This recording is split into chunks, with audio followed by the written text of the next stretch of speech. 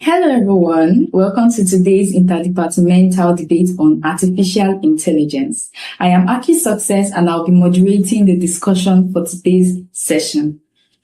As we gather here today, we are standing at a threshold of revolution that's transforming the way we live, the way we work, and the way we interact with others.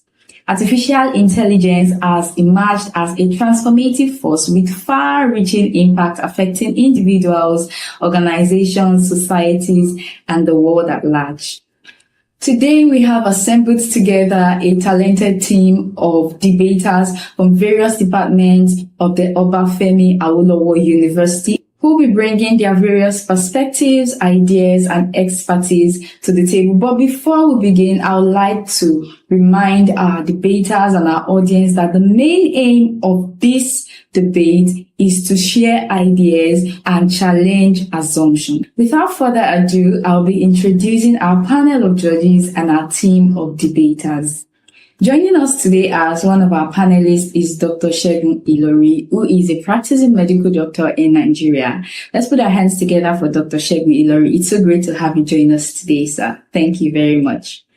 Also joining us as a part of our panelists for today's debate, we have Mr. Moses Ayomikposi, who is a process engineer at the United States of America.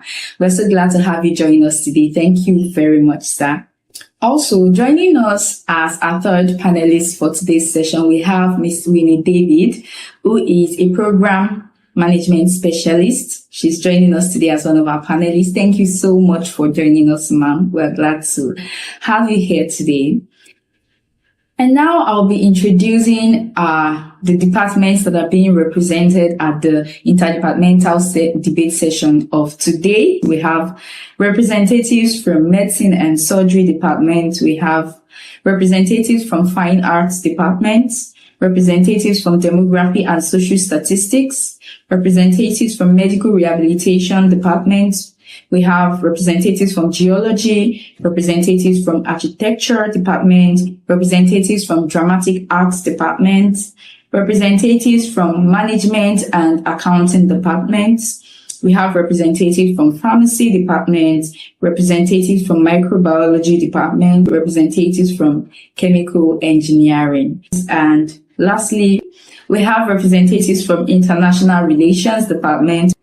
So right now, we move on to the Department of Medicine and Surgery. Medicine and Surgery. And I call on Amarachi Godswill Nwako and Adelaide Brilliant Kende to please step forward to their screens and speak to us. Thank you.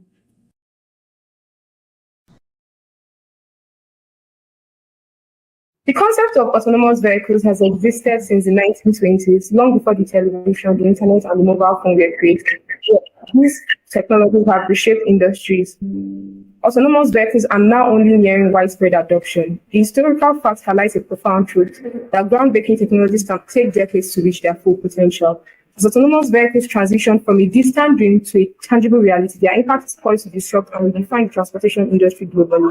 To the esteemed panel of judges and the distinguished audience, the voice you're hearing is the voice of Amarachi Godswill, a third-year medical student of Obafemi Awolowo University, representing the Department of Medicine and Surgery. And I am here to focus specifically on the disruptive effects of AVs on freight and logistics in Nigeria and in Africa as a whole. The business models for freight and logistics in Africa currently looks like this. long-haul trucking predominantly operated by truckers with aging vehicles and limited safety regulations, limited access to reliable communication, and a lack of standardized tracking systems, which create bottlenecks. Heavy dependence on local intermediaries and informal networks for pickup, delivery, and cross-border movements, leading to unpredictability. The combination of these factors results in high transportation costs, impacting the competitiveness of African businesses and hindering economic growth. Now, let's explore how AVs will disrupt this landscape.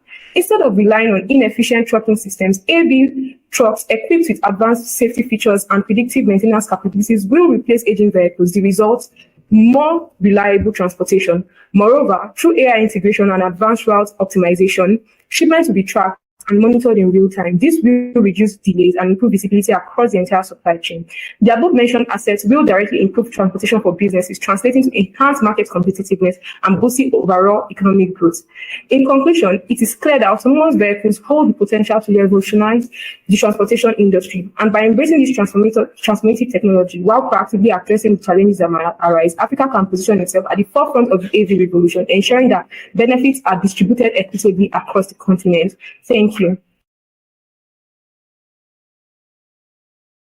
In a fast-paced and ever-evolving world, technology has been a major force of disruptive change, with every sector having its whole fair share of the same. Telemedicine in healthcare systems, digital payments in finance, genetically modified crops in agriculture, just to mention a few. Today, we're examining how the widespread adoption of autonomous vehicles will disrupt current business models in the transportation industry. Hi, Adelaide Brilliant, a medical student from Obafemi Awolowo University, acknowledge the in-strike pathways for the opportunity to lend a voice to this topic, and I recognize the online audience of judges, co-debaters, technical personnel, ladies and gentlemen, everybody present. To start with, the transportation industry is a vital part of modern economies and civilization, supporting trade, supply chain, and economic expansion via accessibility and mobility of people and products from one place to another. Autonomous vehicles are sure to cause a disruption in the current business model of the transportation industry, but bringing about potential economic benefits for society. How? Foremost, a report by the Fortune Business Insights shows that global autonomous vehicle market size is projected to grow from 1.91 trillion US dollars in 2023 to 30.63 trillion US dollars by 2030. This exhibits a compound annual growth rate of 32.3% as against the current 8.11% by 2034 if we continue the current business model. Moving on, increased productivity gain. According to the Bureau of Transportation Statistics, an average of Americans spends 51 minutes daily driving. Reducing this time will free up globally many hours for more profitable activities. Also, AVs could lead to greater fuel efficiency, reducing CO2 emissions, and also can prevent traffic and accidents due to inefficient driving practices. Furthermore, a ranking by Statista shows that the total consumer spending on transportation by the United States of America is about 1.9 trillion US dollars, followed by China, 565.6 US dollars. This shows that the bulk of transportation costs goes to purchasing, maintaining, and operating vehicles. AVs will make today's ownership model give way to a service-based one, resulting in lower ownership models and sparse individual car usage, revolutionizing taxi services and public transport. In addition, the transportation industry is sure to face a boom due to heavy investment in AV technology innovation, leading to countless job opportunities to build these vehicles and manage fleets. Moving on. While probable challenges like massive job displacement needed for infrastructure of the cybersecurity issues can still have arguments, these challenges are navigable and surmountable with the integration of the right policies. Conclusively, considering that the benefits far outweigh the risk, AVs will possibly disrupt more than the transportation industry over time. They could change the culture of states. That was amazing. Put your hands together for our representatives from medicine and surgery. That was a beautiful one. Thank you very much. You did a great job.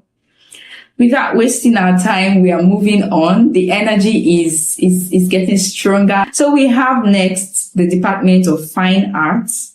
The Department of Fine Arts. And I call on Odewole Oluwatobiloba Joseph and Akamo Adiola Mary to please step forward to their screens and share their insights on the topic given to them.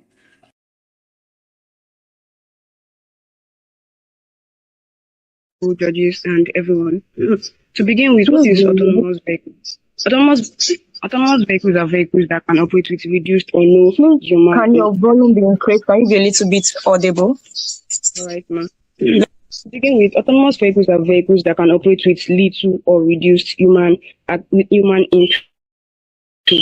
It is no doubt that autonomous vehicles offers a cheaper mode of transportation, and according to Fritz Cliff on Compass, he said that experts have estimated autonomous vehicles to be 50% cheaper than the current price. Autonomous vehicles are also safer than human-driven vehicles and can reduce accidents by 90%. Government data identifies that 94% of the accidents that occurs are due to driver errors. And according to NHSTA, it says that the adoption of autonomous vehicle can reduce this accidents because autonomous vehicle makes use of sensors and other advanced AI that can detect the environment ahead and much better than human being. In addition, autonomous vehicles also will reduce gas emission. The amount of gas emission that was produced by the transportation industry within 2019 and 2022 was increased by 33.1%. And Science Drive states that the adoption of autonomous vehicle will reduce it by 35% by the year 2050. In addition, furthermore, the 24-hour availability of the autonomous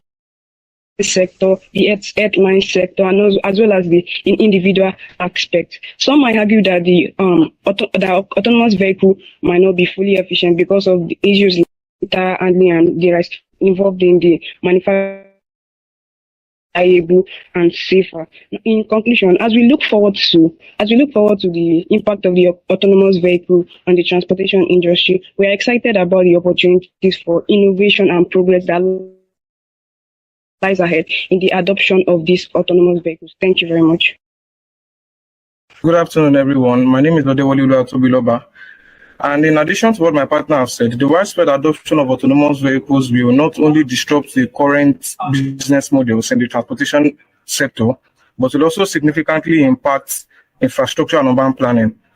With fewer private vehicles on our road, the demand for parking spaces will drastically reduce, thereby freeing up valuable urban land for alternative uses. Moreover, autonomous vehicles will optimize traffic flow, will reduce congestion, and enhance the overall road safety. We can expect to see dedicated lanes for autonomous vehicles, similar to BRT lanes in Lagos State, to further streamline urban mobility. And secondly, the advent of autonomous vehicles will also give rooms for new business sectors to create new job opportunities.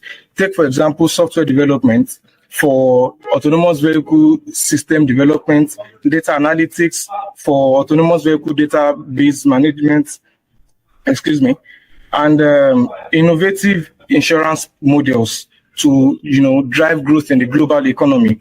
And lastly, some may believe that autonomous vehicles are a distant reality, but the everyday evolution in the technological sector indicates otherwise. The impact of autonomous vehicles will be profound, but we need to prepare in this accord because the current business models will struggle to solve. Thank you very much, our representatives from Department of Fine Art. We really appreciate your efforts. That was a great one. Let's put our hands together for our representatives once again. Thank you so much. Without wasting our time, we are moving to the next department. And trust me, it only gets better, right? All right, so we move to the Department of Demography and Social Statistics. And I call on Agbola Abidemi Kauta and Olujimi Precious Adepisi to please step forward to their screens and speak to us on the topic ascribed to them. Good evening, everyone. Department of Judges, Akwe Timekeeper, my co-debaters, and everyone present. My name is Olujimi Precious Adepisi, representing the Department of Demography and Social Statistics. And I'll be talking about the adoption of autonomous vehicle if it will disrupt the current transportation business model. So I want us to understand that disrupt in this context will be used as any significant change that will bring about differences in the normal functioning of the traditional business model, and it can either be negative or positive. So autonomous vehicle has been in session as far back as the 1980s, and the pioneer study for this was conducted in Cambridge Normal University, NAVLab. And in this study, they conducted a study on semi-autonomous vehicle and autonomous vehicle to see how it will affect the public transportation system. Moving to early 2000, an advancement was made in the autonomous vehicle industry with the introduction of semi-driving and self-driving vehicles. and this was carried out in a grand competition in the United States. So with the advancement of technology globally, there has been an introduction of AI, sophisticated sensors, and language algorithm into autonomous vehicle industry, which has steadily increased the level and the reliability of autonomous vehicle. Now, going to the disruption of autonomous vehicle in relation to the transportation business model, one thing I want us to understand is that this thing can actually lead to effectiveness and accessibility of transportation and public transportation as a whole. And in a study carried out by the American Transportation Research Board in the year 2023, it shows that cities that adopt autonomous vehicles into their public transportation, they have a reduction in the economic operation level, and they have the increasement in accessibility to public transportation. Going further, the creation of the addition of autonomous vehicle to business transportation model created some set of jobs outside the traditional transportation job. And something like this, we have the mobility as a service. These are a set of people that they provide autonomous vehicle to people. They give access to traffic routes and places that people can pass to reduce their time whenever they are traveling. However, the significant change in adoption of autonomous vehicle has led to the low level of acceptance by the public. A research conducted by Smith and Johnson in the year 2023 shows that the public is yet to accept autonomous vehicle due to the fact that people feel it's not really safe, because it is something that is subjected to hacking. It is something that is subjected to safety concern, which is a lot of reason why people are yet to adapt this. So my colleague that will be coming on will be speaking more on why we feel disruption to autonomous vehicle is something that has to be accepted. Thank you. Standing on the existing protocol, Magola Abide Mekava, a 300-level student of Department of Demography and Social Statistics. In recent years, the statistics surrounding autonomous vehicles have been compelling. According to a study conducted by International Statistic Forum in 2021, it is projected that autonomous vehicle will reach 557 billion by 2026. The result of increasing demand due to ensure efficiency and safety. A study conducted by McKesson and companies in 2022 indicated that the adoption of autonomous vehicles will reduce road accidents by 90%, significantly lowering the economic costs associated with accidents and injuries. Another study conducted by National Highway Safety Administration said that 94% of road crashes are due to human error. However, with the adoption of autonomous vehicles, this error can be reduced to the minimum. Also, a study conducted by National Aging and Disability Transportation Census said that the adoption of autonomous vehicle can provide mobility support for people who are unable to drive, such as the old people and disabled people, increasing their That was a beautiful one. Let's put our hands together for our representatives from Demography and Social Statistics. That was great. Thank you so much for sharing your insights with us. And we look forward to hearing the report from the judges as well. So we move on to the Department of Medical Rehabilitation. And we have our representatives. Please step forward to your screens and speak to us. Success in creating effective AI could be the biggest invention in the history of our civilization, or the worst. We just don't know. We don't know if we will be helped by AI, destroyed or ignored by it. These are the words of Stephen Hawking. Good day, everyone. My name is Olusomi Grace, representing the Department of Medical Rehabilitation, and I'm here to give an answer to the question: will AI and automation lead to significant job displacement in the next decades? Welcome to the fourth industrial revolution, where technologies driven by AI continue to fundamentally change the world and the way we work and live. Artificial intelligence, commonly referred to as AI, is the stimulation of specific human cognitive capabilities in machines that are programmed and managed by humans to perform specific tasks, while automation is the use of technology to perform tasks without much human intervention. Going back to the Stephen Hawking words which I quoted earlier, Choice regarding the future of artificial intelligence might seem difficult to predict. However, it's much easier to predict because the future is now. So we can analyze the current AI activities in various industries to predict the future.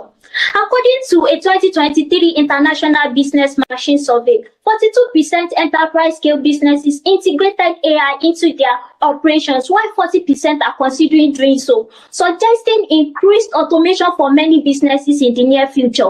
Business automation has caused the natural fear over job losses. If we are to be honest, automation will inevitably displace certain jobs. That's just the process of That's just the nature of technological process, but that's not to be seen as a bad thing in the long run. It's more about how we adapt. The offshoot is that technology has always created more enormous jobs than it's displaced. A prime example, the horse and buggy drivers who are all gone, in the automobile have been conceptualized in decades earlier.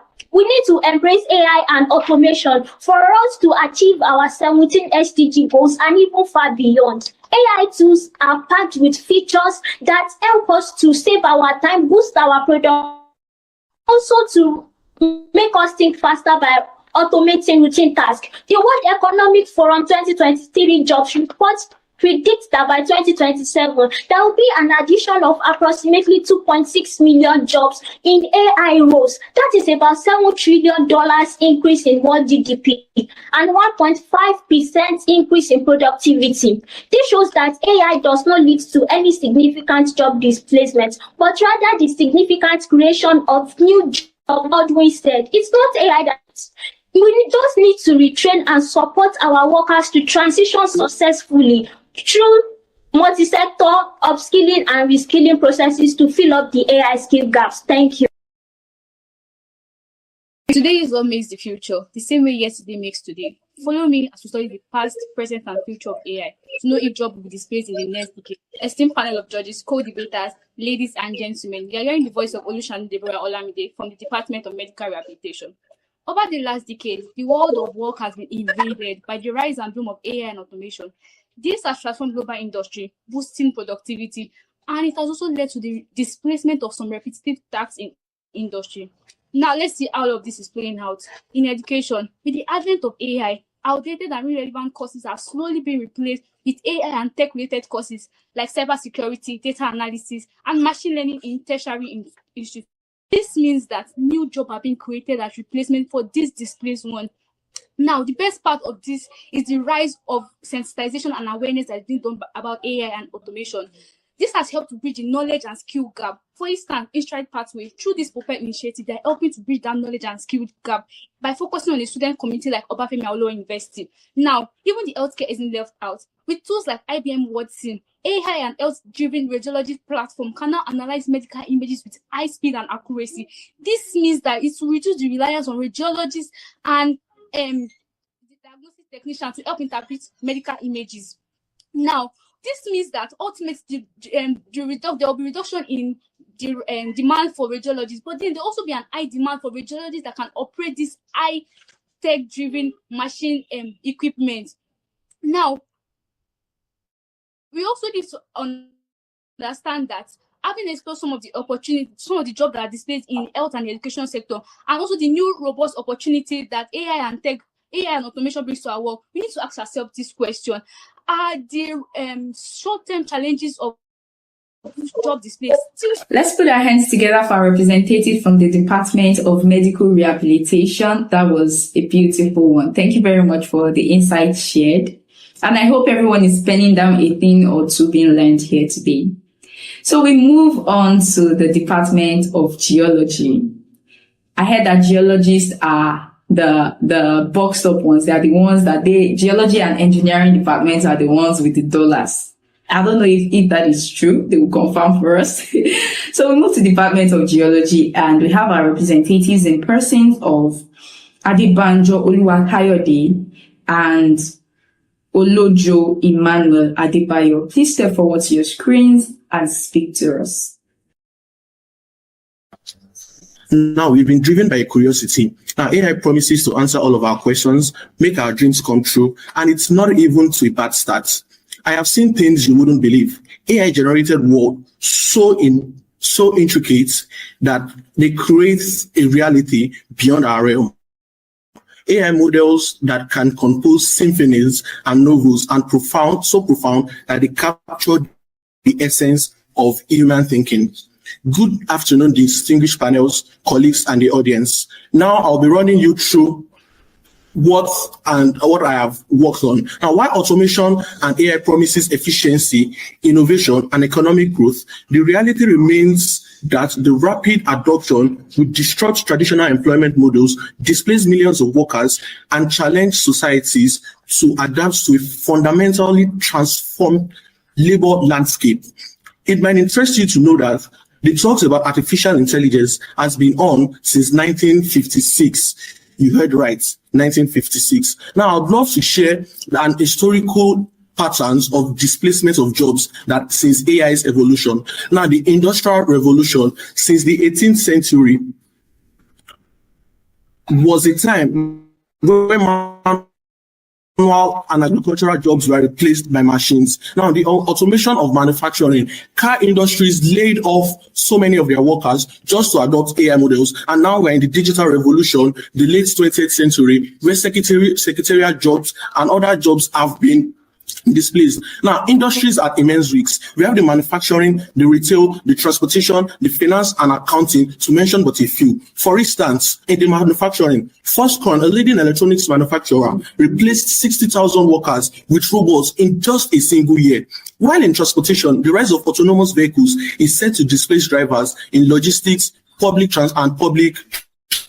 transportation. Now, the skill gap challenge. One, the gap is limited access to reskilling. And now, what is the skill? What is the skill guiding this gap? Now, we need advanced skill required. And now this is a trend showing the skill acquisition over time.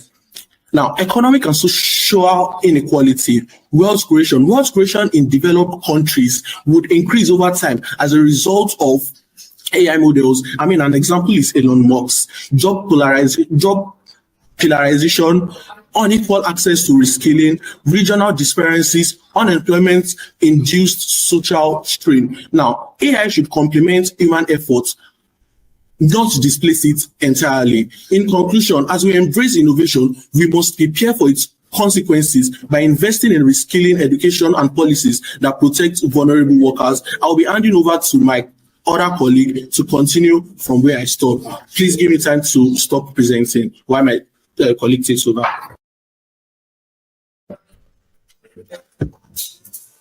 Good afternoon, everyone. In relation to what my colleague just said, that AI and automation is not meant to replace human, but complement our efforts so that we can be able to fix and fill in the gap to meet this particular challenge that we are having currently.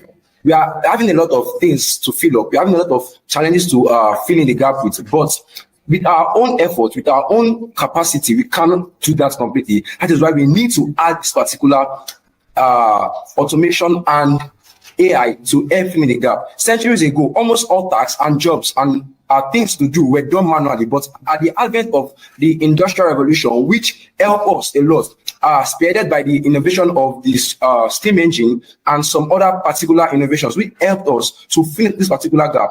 At the advent of the Industrial Revolution, a lot of things take place. So AI itself and automation is not meant to replace us, but it is meant to complement us. So saying that AI and automation will replace jobs and all is actually not a true fact, but it will instead complement us. So thank you for that particular opportunity to share this particular thing. AI and automation would help us and complement.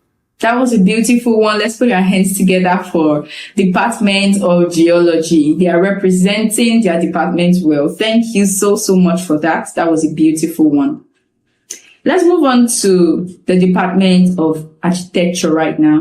And we have our representative in person of Ibilola Ebenezer Oluwatimileyin. Ibilola Ebenezer Oluwatimileyin. Please step forward to your screen and share with the audience the insight you have for us today.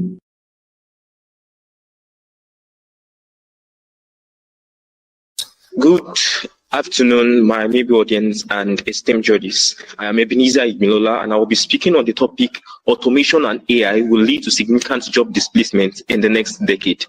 Basically, this is actually a profound saying, and it is based on the premise of the fact that the business world and job owners, employers are actually more they are looking after speed and quality materials. Hence, the competitive nature of the market.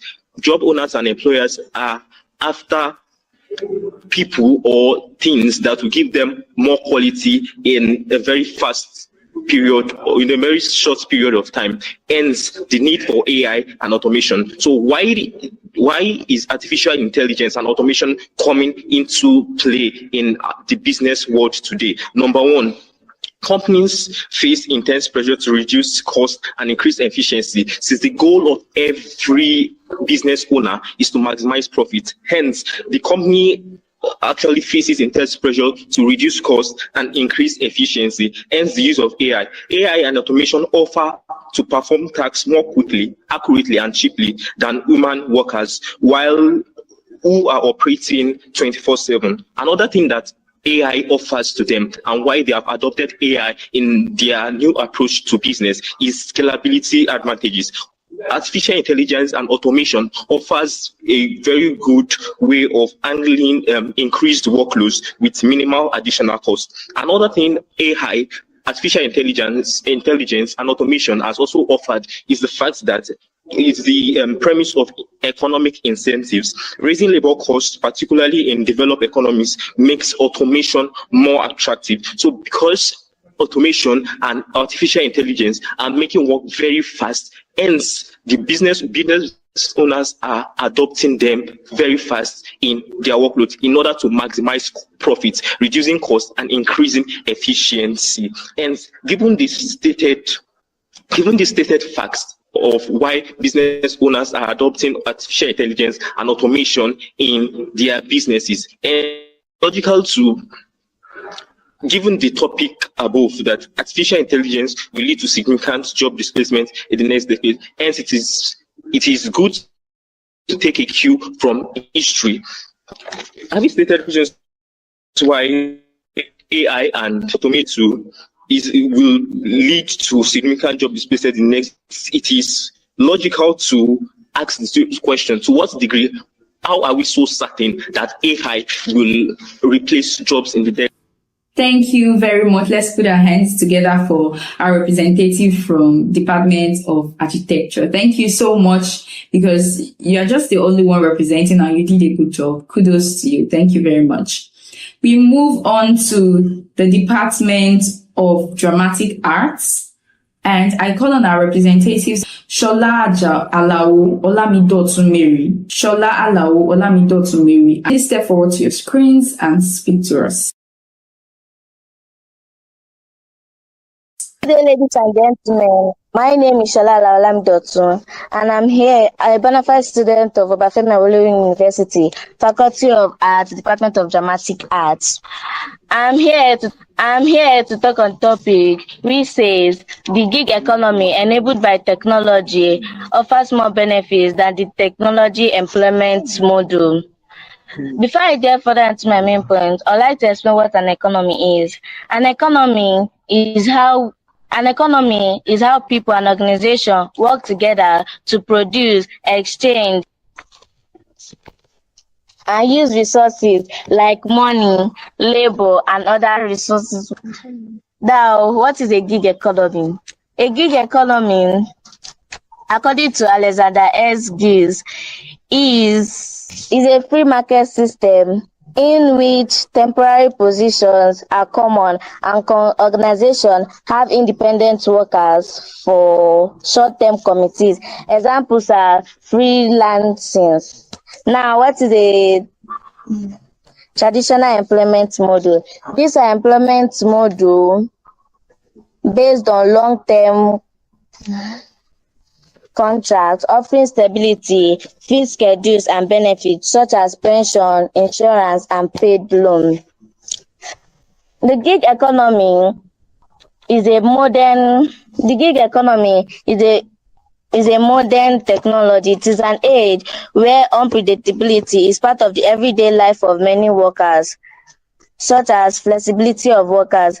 Gig workers are free to choose what, when, and which time they do them. The ability to work from home helps in balancing with and family schedules and demands. Secondly, independence. For people who like to be left alone while they compete on assignment, gig work is ideal, not hindered by traditional office interruptions like staff meetings, progress reviews, and watercolor gossips, typically giving almost unlimited independence to offer work and how they think it should be done. Thank you. Thank you very much. Let's put our hands together for them. That was a beautiful one presented. Thank you so much for sharing with us. We are glad to have you represented here today. Now we move on to the Department of Management and Accounting. And I call on our representative in person of Erinfolami Omotoyosi-Glory. Please, Omotoyosi-Glory, step forward to your screen and speak to us. Thank you. Kolade, a recent graduate of Obafemi Awolowo University, was presented with two opportunities in a workforce employment. First, he got the employment in a traditional economic system where he asked to work 9 to 5 every day and get paid a fixed amount of salary, and yet he promises to keep his job for you. And he had another opportunity where he has to sit at home in the comfort of his house and work for different companies, and he can also multitask from different places. Now, Kolade is left to the question, which exactly will you prefer? Good day, ladies and gentlemen, chairman, distinguished guests. My name is Erinfolami Omotoyosi-Glory from the Department of Management and Accounting. Today, I'll be debating a topic here that lies in the heart of our economic system, titled The Gig Economic System, enabled by technology, will bring about more opportunities than the traditional economic system. First up, let's define the terms. What exactly is traditional economic system? The traditional economic system is a system whereby an individual is being employed by another employee for a fixed amount, and it promises to give him a fixed long period of time for him to serve. On the other hand, the gig economy system is an online platform whereby individuals can freelance or work part-time and work for different jobs at their own desire. Now, let's go into the point. To begin with, the gig economy systems provide opportunity for individuals which may be excluded from the traditional economic system, either due to location, disability, or even their educational format. For instance, the individuals in the rural areas who might lack the necessary educational platform, or even because of their disability, because of blindness, deafness, or amongst many other disability, might not be able to get jobs. But thanks to the gig economic system, the gig economic system is providing a platform whereby they can work from the comfort of their zone and even earn money. Now, the gig economic system is not only preferring them a solution where they can only earn money, but they can also learn, as they will be networking with top individuals in different niche. A round of applause for Omotoyosi-Glory, rather. Thank you so much for sharing with us. That was beautiful. Thank you very much. And now we move to the great Department of Pharmacy. Some people are wondering, great. Actually, every department is great. So we'll move to the Department of Pharmacy now. And I call on our representatives in persons of Awe Ademola Emmanuel and Alake Oluwatobiloba. Please step forward to your screens and share your insights with the audience.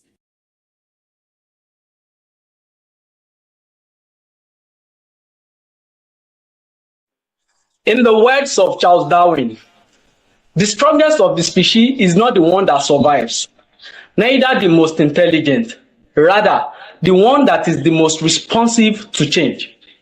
Distinguished audience, dated to the post-COVID era, a clarion call of change has been called, and as the only constant in life, the world's economy has answered. Before I give clarity to this parable of my introduction, I would like to take a pause and a bow. Good morning, esteemed judges, the moderator, co-debaters, and distinguished audience. I am aware Ademola, representing the Faculty of Pharmacy, and I am in support of the motion that states that the gig economy enabled by technology offers more benefit than the traditional method of employment. Before I proceed, I would like to define what the gig economy is. The gig economy is a system where the worker chooses their career path, selects gig or project to work on based on their terms and conditions, and on platforms like Fiverr, Upwork, and several others.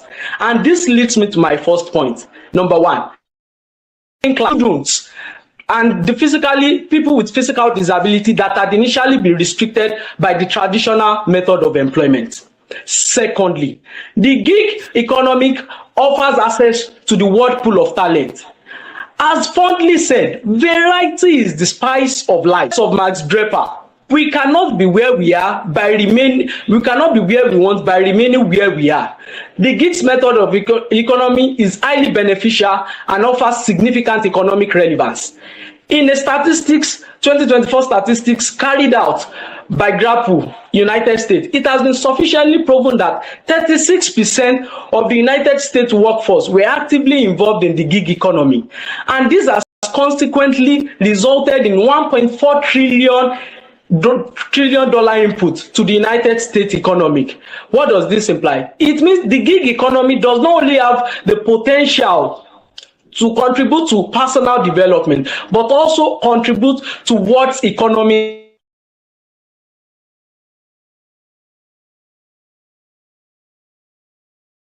We note that this being rejected by us.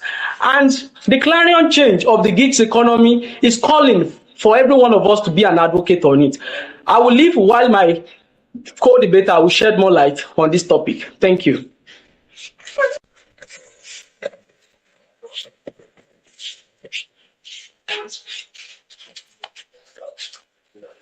In the words of our elders, who no go, no go no. But let me tell you what we do know. The gig economy empowered by technology is not just a trend, but the future of the labor market.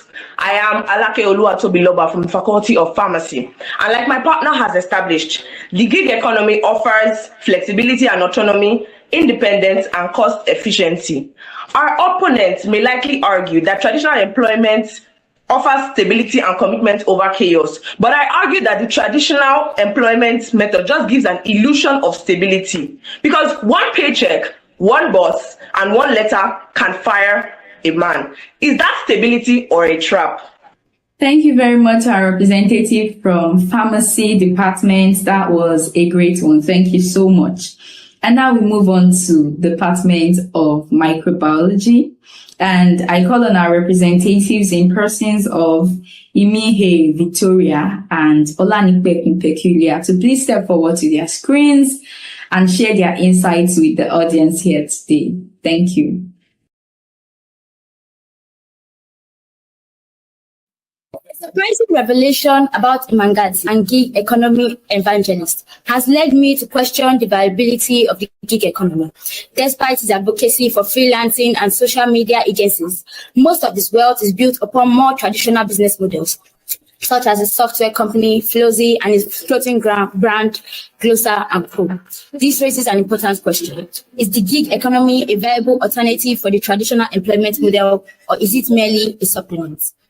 Honorable judges, before you is Imihe Victoria, a part student of the Department of Microbiology, and I will be here to oppose the motion that the gig economy backed by technology is more beneficial than the traditional employment model. According to Investopedia, the gig economy is characterized by short-term, flexible, often freelance contract work. In contrast, the traditional employment model, as defined by the International Labour Organization, is marked by a long-term formal employment contract with a single employer. Traditional businesses are aware that their employees are the backbones of their organizations, driving success and progress. Therefore, these companies are willing to invest heavily into their workforce. These employees are thereby exposed to professional and personal development opportunities, unlike gig workers who have to depend on themselves for self-development. Also, because of this development and because of these opportunities that the traditional employees are exposed to, they are able to specialize more in their chosen skill to work in, unlike gig workers who are usually jack of all trades and most times master of none. Because of this, the gig workers can explore the in-depth of their skills and they can claim to be professionals, unlike the gig workers who just have surface level skills.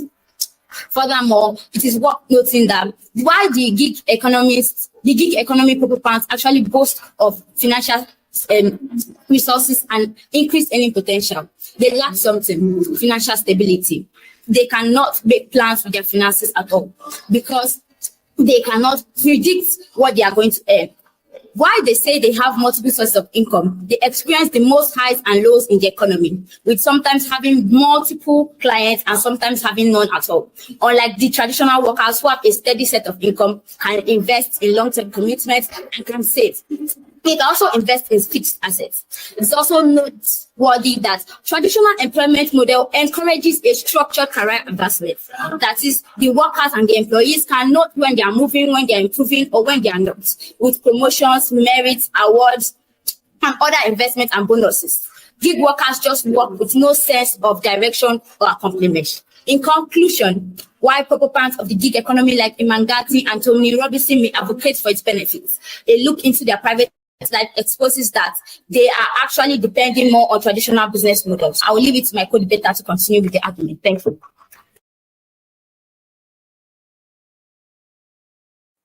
A look into the chapter L1 of the Law of Federation of Nigeria gives a glimpse of the Labour Act, which serve as a protection for the traditional employees, while the gig workers, on the other hand, are not protected by this law. All protocols duly observed. I am Orlando Pekulia from the Department of Microbiology. I'm here to oppose the motion which says gig economy empowered by technology offers more benefits than the traditional employment model. Panel, while it is important to note that gig workers they boast of multiple projects and even increased earning potential, this comes at the risks of job security. But the traditional employees on the other side can boast of both job security and other incentives like health insurance, payments of tax, the overtime payments, and even pension.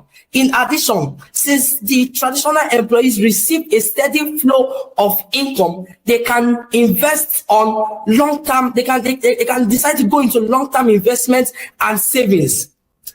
Conclusively, I would love to end with this quote by the former Secretary of Labour. He said, "A steady job is a source of economic security, and economic security is a source of emotional and psychological stability, which is essential for building strong families, communities, and society." Let's put our hands together for Microbiology department. That was a beautiful and brilliant one. Yes, B squared.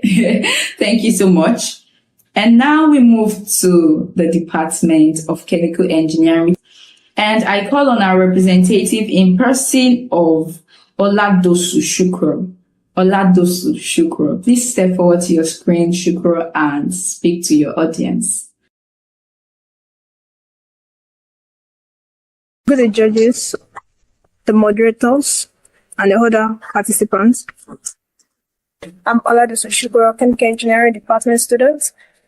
I'm debating on widespread adoption of autonomous vehicles, which disrupts current business model in the transportation industry.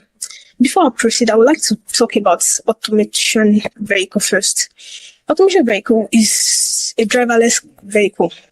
That is a vehicle that's equipped with sensors, cameras, radars, and others for the detection of the objects, environments, pedestrians, and their environment, 360-degree view of their environment, to be precise. They use AI's machine learning algorithm to process everything from the data, which is the map and the sensor, to control the braking and the brakes, the acceleration, and everything in the vehicle. Then they use simulations and others for the testing and validation of the vehicle. So I would like to now opposing the motion that says the widespread adoption of autonomous vehicles will disrupt the current business models in the transportation industry. Firstly, I'll talk about the need for humans oversight. Normally, we know autonomous vehicle does not really need human intervention. It works on its own. But yes, that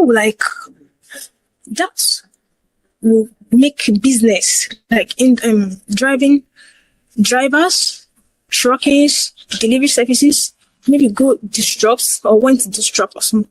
But what if we still need the human oversight? So now we are still at level 4 automation, like level 4 autonomous, which means despite the fact that the vehicle can work on its own, we still need human for the oversight in case of safety, maybe during the adverse climate condition, maybe unpredictable environments, urban areas, unpredictable urban environment. We still need humans to ensure the safety, at least in the next few years. Thank you very much. I'll be calling on our representatives from the Department of International Relations in persons of Owolabi Iyanoluwa Ruth and Akindilureni Oluwatosin to please step forward to their screens and share their insights with us.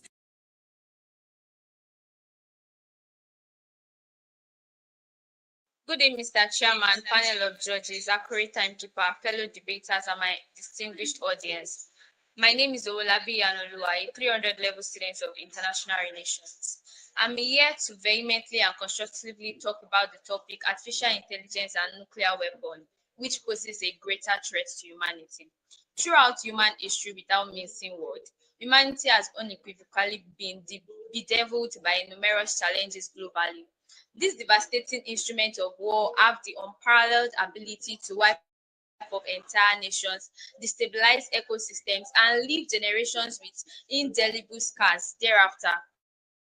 Unlike artificial intelligence, which offers opportunities for advancement alongside its risk, nuclear weapons are undoubtedly tools of mass destruction with no constructive purpose.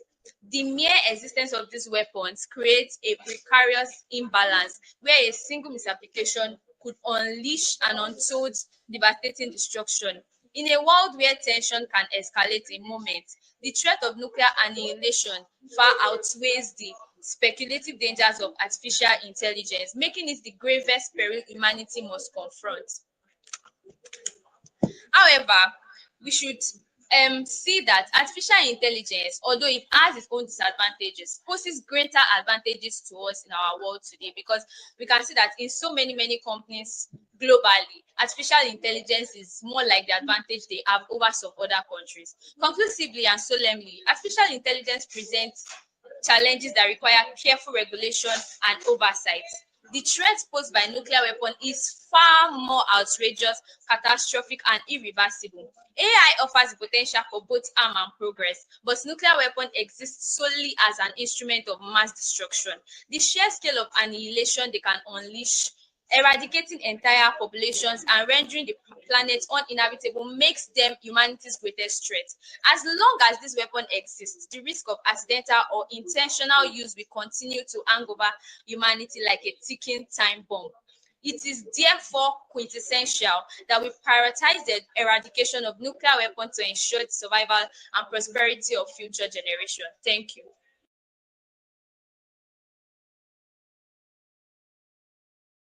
Standing on the already existing protocol, I am Akindilureni Oluwatosin, and I'll be building on the solid foundation already laid by my colleague who has spoken earlier. Indeed, artificial intelligence poses threats to humanity, and we can see this even in the labor market. We have seen some of the dangers of artificial intelligence, and it has even been expressed in some fictional works, like the popular movie where they express how destructive artificial intelligence could be in greater time. Not only could they take over the labor market, take over the certain jobs and employment opportunities available, but they could also override certain technological things that we have, including weapons, ammunition, among others. But it is very important for us to note one factor. As destructive that it also has its own advantages that it gives man. It has made the work easier, helped us to be able to carry out a lot of activities very easily. Unlike nuclear weapons, we need to understand that the nuclear weapon is so destructive that it does not give any good to man. The purpose for it was created was for the sole purpose of destruction. Another thing to note to show how destructive the nuclear weapon is the fact that after the use of the nuclear weapon in 1945, the nations of the world came together to sign a non-proliferation treaty to ensure that such a destructive weapon is never used again. But such has not been done for AI. As we speak till today, it is still being contemplated and a debated topic and an utopian concept if AI should be regulated and to what extent it should be regulated, because the world has not seen it as a big enough threat. But realizing the threat that is being posed by nuclear weapon, it has been made to become an extremely great threat. I believe and I'm confident I'll be able to convince you beyond all reasonable doubt that you consider a contrary opinion, a miscarriage of the topic, that as much as AI and nuclear weapon poses threats with humanity, nuclear weapon poses a greater threat, if possible, the greatest possible threat to humanity, because it was for the purpose of destruction that it was built. Thank you. Thank you very much. Let's put our hands together for Department of International Relations. I love the energy. I love the insights that were being shared. Let's put our hands together for every of the departments represented here today. Thank you very much, our team of debaters. So while we await the feedback from the panel of judges, we have a guest speaker amidst us who would like to address the debaters, address our audience, and just speak to everyone generally. And he is in person of Mr. Segun Solomon. Mr. Segun Solomon is a trailblazing technology expert and award-winning innovator whose contributions to Nigeria's tech landscape are nothing short of transformative. As the founder and CEO of Madras Technologies, he delivers groundbreaking digital solutions that refine industry standards in IT consulting, tech skills development, and brand development. His dedication to advancing technological knowledge is further exemplified through Tech Parrot, a burgeoning tech news platform that keeps professionals informed about the latest trends and innovations in the tech space. Solomon also founded the Madras Academy of Technologies, where he empowers the young adults of this generation and growing generation with essential skills needed to excel in an ever-evolving digital economy. Beyond his entrepreneurial achievements, Segun's influence extends through the Forum of Digital Innovators and Technology Entrepreneurs (FODITE), where he unites industry leaders to foster collaboration and innovation. His advocacy for technology-friendly policies in Osun State has been instrumental in domesticating the Nigerian Startup Act, solidifying the region as a hub for tech entrepreneurship. With a proven track record of success and a passion for creating impactful change, working with Segun Solomon is an opportunity to partner with a formidable expert dedicated to driving excellence in the technological sector. Let's put our hands together as we welcome Mr. Segun Solomon. Hi everyone, I am Segun Solomon and I am the founder of Madras Technologies. I consider it a very good privilege for me to have Mr. Demography, invite me to talk to you about building a business of technology and monetizing your tech expertise. This is actually a question, or rather a topic that has so many questions, encapsulated within it. Over the last 3 years of my active participation in the tech space, I've seen so many people, so many young chaps who are very versatile, who are so skilled. You see so many software developers, full stack developers, data analysts, who are so good at their craft, but many of them don't actually know how to make money with their skill. So I like to also share a few stories with you, and it's actually personal, how I ventured into the tech space. I ventured into the tech space not necessarily with the intention of making money, but certain things happened and one thing led to the other, and then I fell in love with it. Alright? And I also like to start by saying that I studied chemistry education, And I can only say that I'm one of the best in that as at that time. And I graduated with 2 academic awards. I was the best in my faculty, and I was the best graduating student in my department. Now, I'm saying this so that you will pick one lesson or the other, because I believe that the audiences listening to me right now, not all of you have a background in computer science or computer engineering or anything computer related, right? So I studied chemistry education, and I was trained to be a teacher. So I was working as a teacher in a school here in Oshogo, and at some point I got engaged with social works, volunteering for projects, or probably even running projects myself.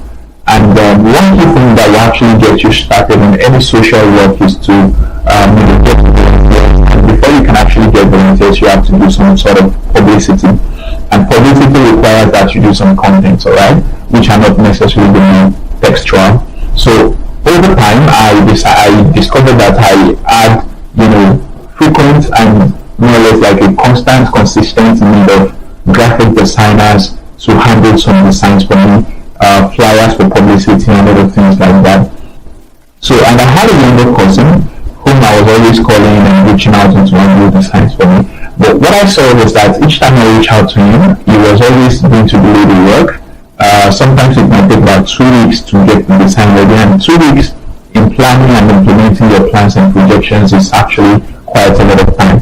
So I discovered that I decided in my mind that I actually needed to learn the skill of graphic design. And then of course I had a mini laptop, and I asked myself someday, I said, so what does it take to actually run the design? Isn't it just to put the text there, put the color and all that? So I put the logo. So I tested my hand on the first design on CorelDRAW, and it was really so horrible. You needed to see it, alright?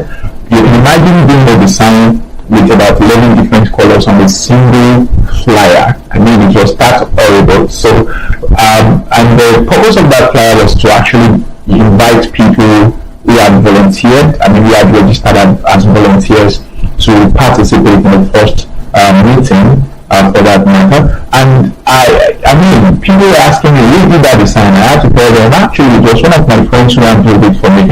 So I didn't even take the ownership of the design to let you know how horrible it was. Now, there's a lesson you have to learn from that, alright? I told myself, I could just undo this. And then that was just, that has become history, because I can't even count how many students I have personally trained in graphics design today, alright? Using CorelDRAW or Adobe Photoshop or maybe Adobe Illustrator or InDesign, doing different things. Now, that started as a self-learning, endeavor. I decided I was going to self-learn. I didn't have any tutor. I was either watching a YouTube video, or I would see a design I love and I would just pick it up and try to replicate it. And before you knew it, I was becoming better and better. Practice the same makes perfect, alright? Now, why am I sharing that story? One thing led to another, alright? And so subsequently, I literally didn't need anybody to handle designs for me anymore. Now I can solve that problem. Then fast forward to 2019, one of my elder sisters was running a master's degree program at Geology, and she reached out to me saying, "Oh, Solomon, you will help me and do some parts of this project work and all that." And don't forget, I studied chemistry education, and she was at that time studying international relations and diplomacy. Alright, now that's actually in the arts faculty, and I am coming from the sciences background. So, but I have this natural tendency of taking up challenges regardless of where it's coming from, regardless of having the expertise or not. I always believe that once the challenge comes, I can always handle it. Now, there are so many lessons you can pick from this, because I'm going to be referring back to some of these stories I'm sharing with you. I've jotted down some points I want to talk to you about, alright? So, and fast forward, while I was writing her thesis, she told me she had a friend who also needed assistance with her home thesis to get through. And so I told her, my sister, I'm going to charge your friend. I'm doing this for you for free because you're my sister, this and that. And she was like, yeah, no problem, she's going to pay. So she came around, and the sister spoke to me over the phone, and then we agreed. I told her I was going to charge her 20,000 naira. She negotiated to 90,000 naira. Now, for me as a teacher at that time, 30,000 naira was triple of what I was earning as my salary. Alright, you can imagine that. So it was a kind of big money. I mean, if you're a teacher and you're earning 30k, you're a big guy. So especially in this kind of environment that we are.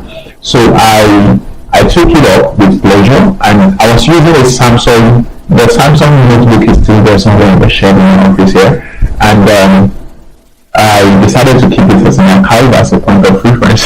so to encourage people. Alright, so I took that, and I feel that she was going to pay 70% upfront before I start her job, and then she paid me 60,000 naira. From that, I borrowed 28,000 naira or so from my mom, and I added it to the 60,000 naira she paid me, and I used that to get my first substantial laptop, which was Dell Latitude 5440. I mean, it's really served me so well. And then in 2 weeks into running her project, she called and said she had a roommate, a course mate who also needed assistance and all of that. And so this one I charged him 180,000, and he negotiated to 120,000. I asked him to pay 70% upfront, and he paid me I think about 75,000, or maybe even more, I can't remember precisely. And then I took that also. I was doing the three simultaneously, and then just about less than a month into one using project as well, he brought another person, and this one is actually a student in the United Kingdom, but they did their undergraduate degrees together back then in as well.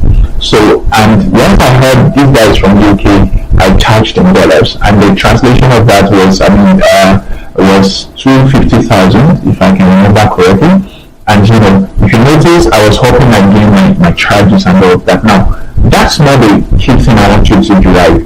Now, there are lessons from that story. One of it was that I decided to take these steps. Now, don't forget, I didn't study international relations and diplomacy, but I believe so much in the fact that all I needed to do was to go online, do some researches, and I believe the online space is enough for me to get answers to everything I needed. So I took these jobs, and then I also leveraged on my expertise. I mean, it was just expertise about doing some data visualization with Excel spreadsheets. I wasn't even a data analyst. I mean, I wasn't a trained data analyst. I only used Excel spreadsheets in the little way that I knew how to use it for my own undergraduate thesis back then. And that was the confidence I had to take up this new at master's degree level. So I took it up, and one thing led to the other. And I told myself, like so many things inside this tech thing, and fast forward, I even did a flyer, and then I started getting more clients, and within 3 months I got about 800,000 or more, and I was like, wow, this is interesting. And then don't forget, I had built an amateur graphic design skill, alright, and that was just to meet my personal needs and to meet the adventure needs of my social enterprise and all of that. And so fast forward, I was becoming better and better in my graphic design skills, to the point where some people noticed I was doing graphic design, and then they're like, okay, Solomon, can you undo this for me? Can you undo that for me? And I started doing them, getting 5,000 naira per design, and before I knew it, I was like, okay, maybe I say this side as you said, pay more than the full-time salary any job that I was doing. So I resigned in 2020 thanks to COVID-19, and then I focused on technology now.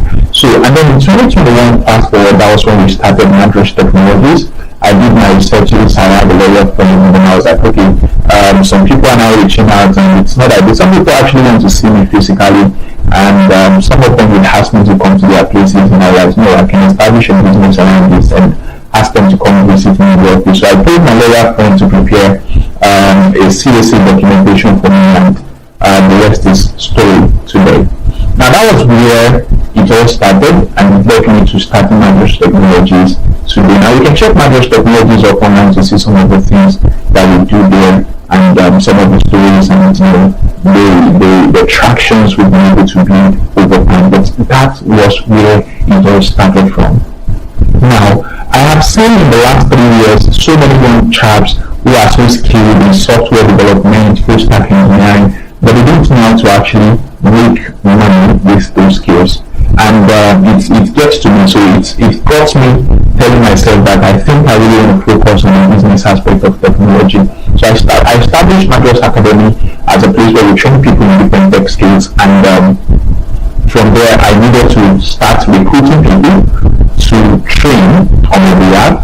I mean, I didn't have all the skills. Today I am a multi-skilled tech expert. I do product design, graphic design. My already graphic design of years has now trained more than 300 people, if I'm right. I mean, through private classes, and I can't count how many students we've trained through seminars, through, even at Redeemers University and several, establishments and organizations like that. More than 3,000 people so far. So now that was where it all started from doing some cooked job to owning my skill through self-learning and all of that. Then the data analysis journey, I told myself, well, if I can make this much money from just writing for people, doing research and all of that, and doing analysis, which is actually something I find as pleasurable because I was learning more things while doing their own tasks. I told myself it's something that is actually worthwhile.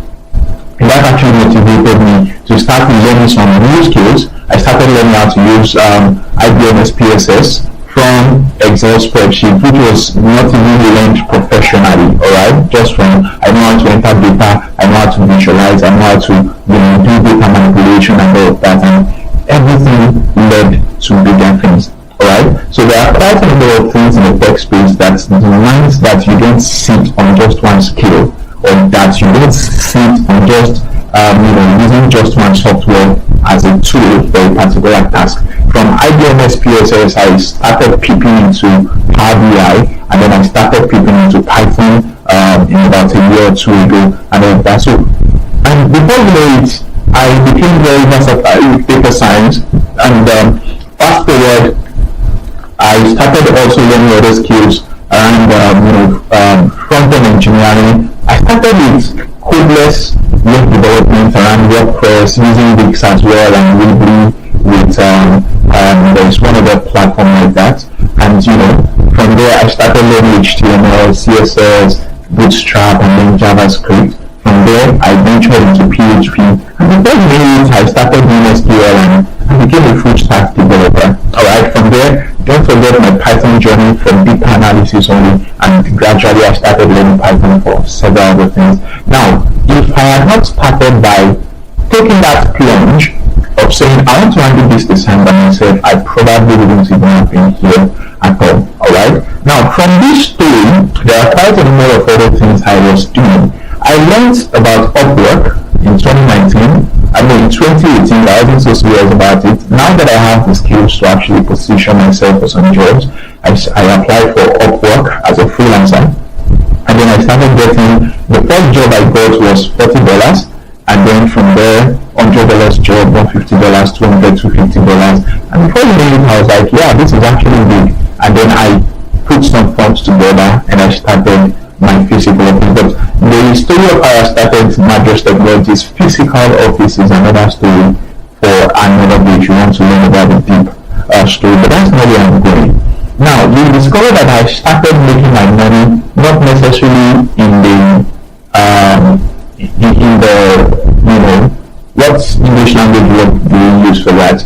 It's not in the usual manner where people would say, when I start a freelancer on maybe Fiverr or Upwork, when we're doing virtual assistants, and thanks to platforms like that, but I didn't start like that. Alright, so what I'm trying to establish here is that our paths are going to be different. My path may not necessarily be exactly the same as yours, and yours don't necessarily have to be exactly the same as mine. Just a second. So we all will have different pathways into probably similar thing or the same thing. So and then this is to tell you about how can you start monetizing your skills. Alright, now don't forget, from the days of data analysis, academic research, it came through just my sister, and they say one big thing deserves another, right? So I was doing a good job for my sister, and then she felt that she was confident she could recommend me to her friend, and her friend felt I was doing a good job. She recommended me to her classmate, and then that classmate felt I was doing a good job and recommended me to to his former, roommate, and every other thing started connecting like that. So you don't necessarily have to say that the rigid thing that people do is what you have to do before you start making money. So I started making my own money as not even as a fully skilled person in the tech space like that. I just narrated the story to you, right? And you know my background from chemistry education and that. So that's to demystify the fact that you don't have to be a computer engineering graduate, you don't have to be a student of computer science, you don't have to be anything related to computer science at all before you actually get to start learning a tech skill and to start deploying it for monetization. So there are freelancing platforms you can explore. I'm going to be talking about those platforms later. You can as well go through the path of virtual assistants. You can as well build licensed products or develop licensed software. So if you check platforms like Codecaming, you check platforms like there are quite a number of platforms like that where you can get licensed products, scripts that have software solutions or even web solutions that have already been programmed using PHP, and then you get them bots at some dollars and then you modify them to whatever it is. Those are licensed products, alright? And other products can also be like you build a website. You can build a website, for instance, an e-ticketing platform where people can register or put their programs, and then people would come to register and you charge some dollars for that. You can build an e-commerce platform. There's quite a lot of money from them. You can make from that. You remember the days when Conga started and how Jumia came into the market, and Jumia is boasting of about 5 different African countries now today, and we all know how they started. So you can also start small. I tell people, start small and go big, alright? Don't wait until the time you start earning millions. The truth is, you won't start earning your first dollars or your first funds, and you don't even necessarily have to start earning dollars. Don't forget, I also started earning in naira, alright? It doesn't necessarily mean that everything in the tech space has to be that you earn in dollars. You can earn in naira and earn in Bitcoin, alright? You can also build software products. You can also create digital content thanks to artificial intelligence and generative artificial intelligence that helps us with content writing. One of those things, part of the things I was doing as a freelancer on Upwork was to write content for people through ghostwriting and content creation and all. But AI is taking that job away now. But it's creating a better alternative for people. You can become an author. You can write a book of about 1,000 pages in just a single day. If you know how to prompt the artificial intelligence platform, ChatGPT is there, Cyberfusion, there are so many platforms like Llama and Google's Bard will also get to that. Different platforms where you can actually build digital content like ebooks, and thanks to platforms like YouTube and Facebook that also pay and do monetize videos and all that if you have enough, I can't talk into details of each of these platforms right now, alright, because of time. I have just about 6 minutes to go. And you can also work as a consultant, alright? You cannot work as a consultant until you have actually established an authority for yourself or about yourself in that particular field. So you have to build a brand for yourself. Alright, so everybody talks about mattress technologies to me, and these mattress technologies that I started a few years ago has led me to even getting an appointment with the state government as a member of the board of the advisory board on technology, innovation, and digital the digital economy. So, but it didn't start from there, alright? It started from the days of nothingness to small things, and then to bigger things, and then to bigger things, and then to bigger things. And this is not the climax of my achievement, alright? So there's so much more you can actually achieve through consultancy, alright? You can consult for brands and businesses, but the consultancy we're going to establish here is going to be dependent on the skill you have, alright? I was working as a consultant, not in the official sense of the consultant, when I was writing those theses as an academic research assistant in that regard, alright? So I was consulting for them, and then from consultancy it led to, okay, so I can handle this for you, and then I would tell them, okay, so this is how you defend it, this is how you do this, and all of that. So, and you can hear, I just told you how much I was charging for some of those services back then, without a substantial tech skill as I've been. It was just that boldness and the confidence that I can do this research and I can actually, make some enhancement with it. And then back to the days of graphics design, earning 5,000 naira for Obafemi design complimentary card, design this one. And then the client actually gave me the breakthrough that led into web development, right?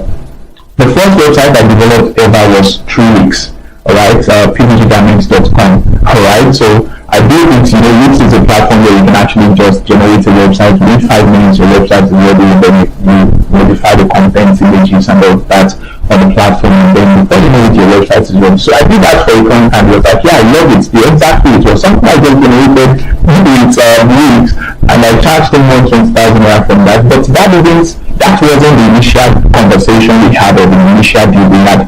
The initial deal was for me to help him design a complimentary card for his business. I did about 1,000 copies for him, and I know how much I earned from that.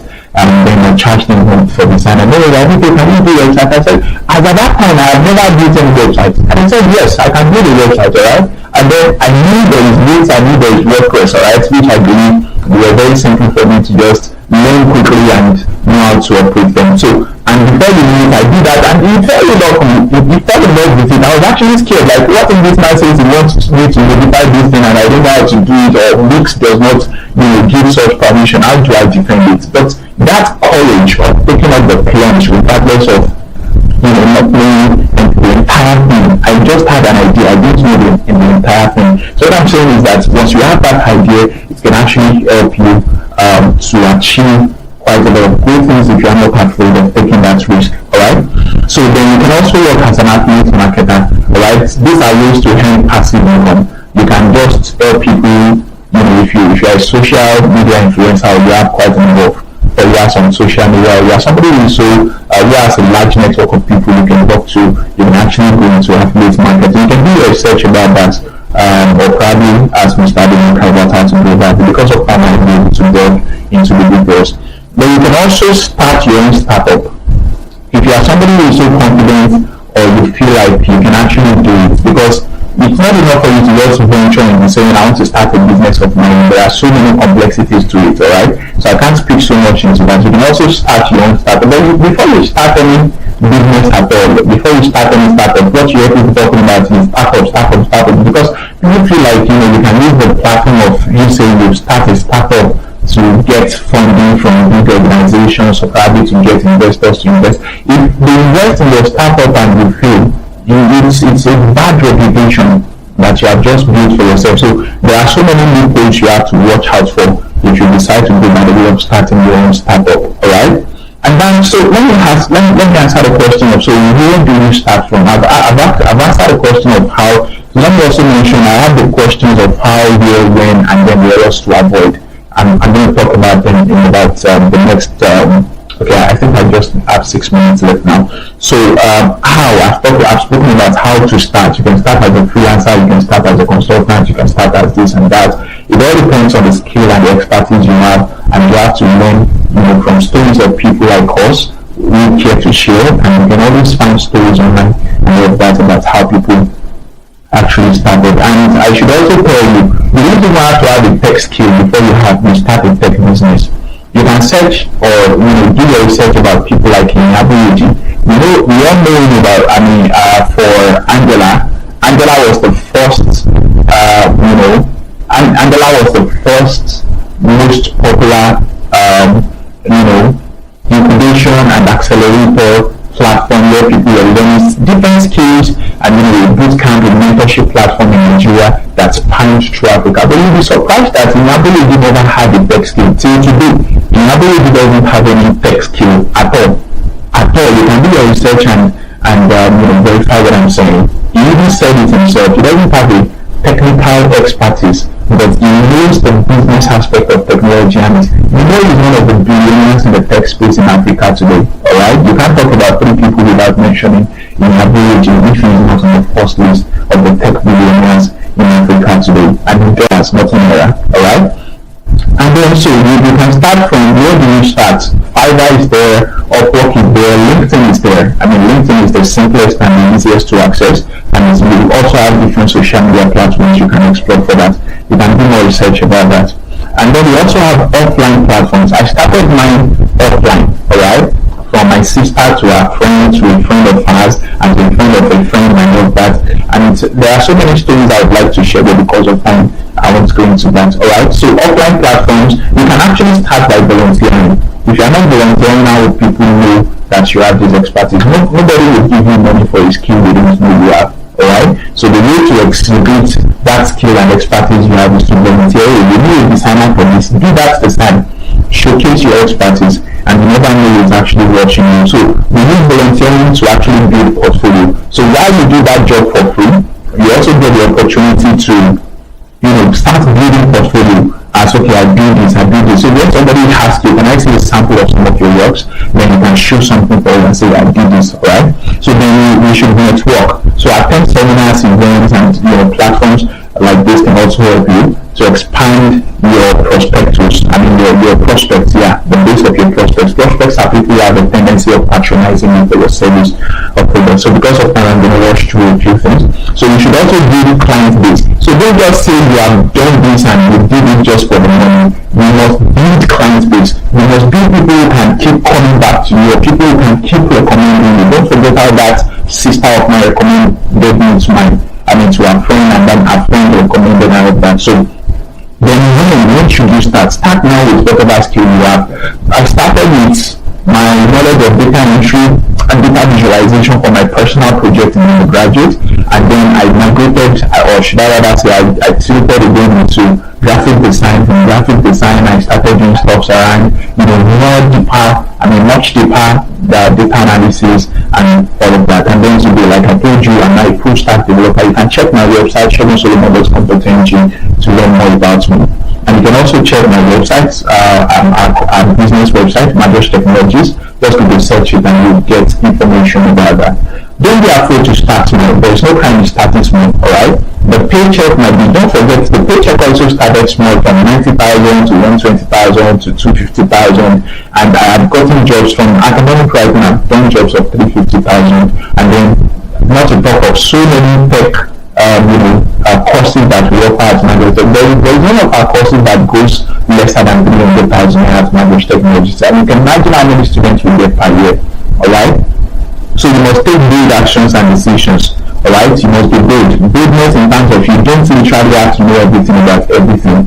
Once you have an idea, you can always build on it by doing some research and then engaging in it. And finally, what are the errors you have to avoid in 1 minute?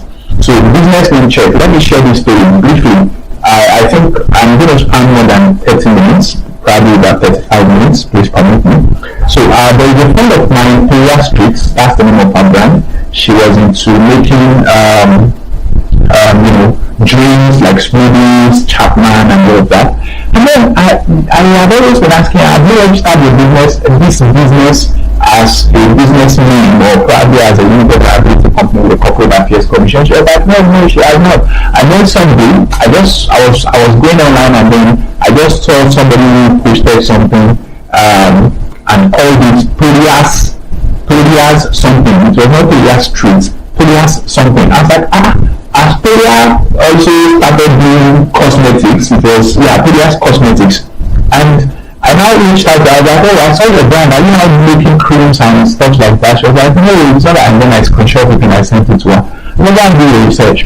Have you registered your business? And she said no. And then before you know it, Polias Street was no longer available. So if you know you want to build a business around your tech expertise, then the earlier the better. You can start with mobile salvation, alright, for your business. And there are a number of other businesses have been even before Majosh Technologies, and there are some new projects embarking on as business entities now. So make sure you check and protect your business entity as much as you can. Alright, so that you don't start building a brand new identity for yourself on another person's name that is already being registered, and then you now say, so by the time you now want to officially register it, you now discover that name is no longer available. So you've lost. So you're lost. So you must make sure you do your research, your background work, and all of that. You can consult me for more information about that, and you can consult me starting in Calvary. So we also have money lander. Yes, that this can destroy a number of potential opportunities. Don't be money first. Don't be money laundering.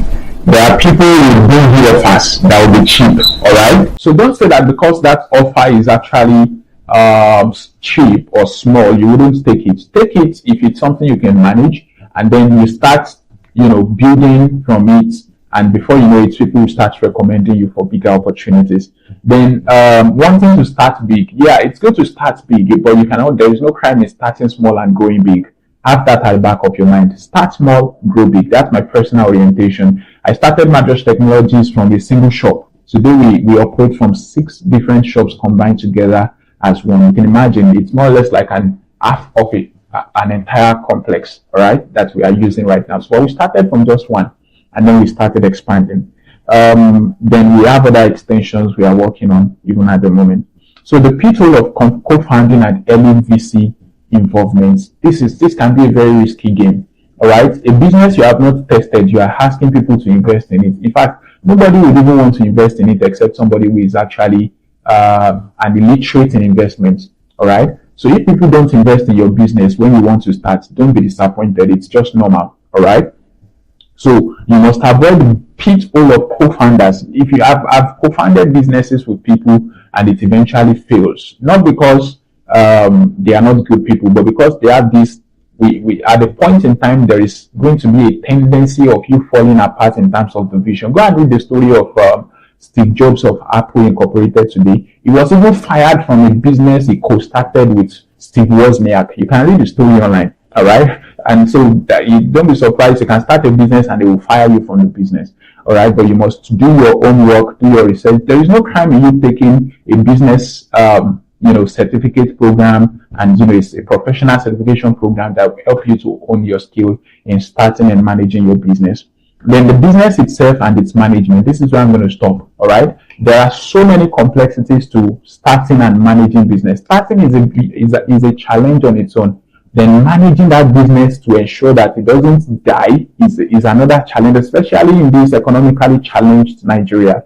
And then you move on to the space of, okay, now the business is standing with its 2 feet. Then you have to also manage a number of other things like human resources, client development. There are going to be times when you have, scarcity of client patronage. There are going to be times when you have superflowing abundance. So you start to manage and know how to, wisely utilize every opportunity that is actually positioned to you in your business. So again, as a recap, don't be afraid to start small. You can start small and always grow big. You can actually take the advantage of whatever skill you have. Start from there, but don't stop. Don't rely. Don't depend on a single skill, especially in technology. And don't depend on just that one skill. For instance, you know how to, you are a software developer and everything you know how to use is Java.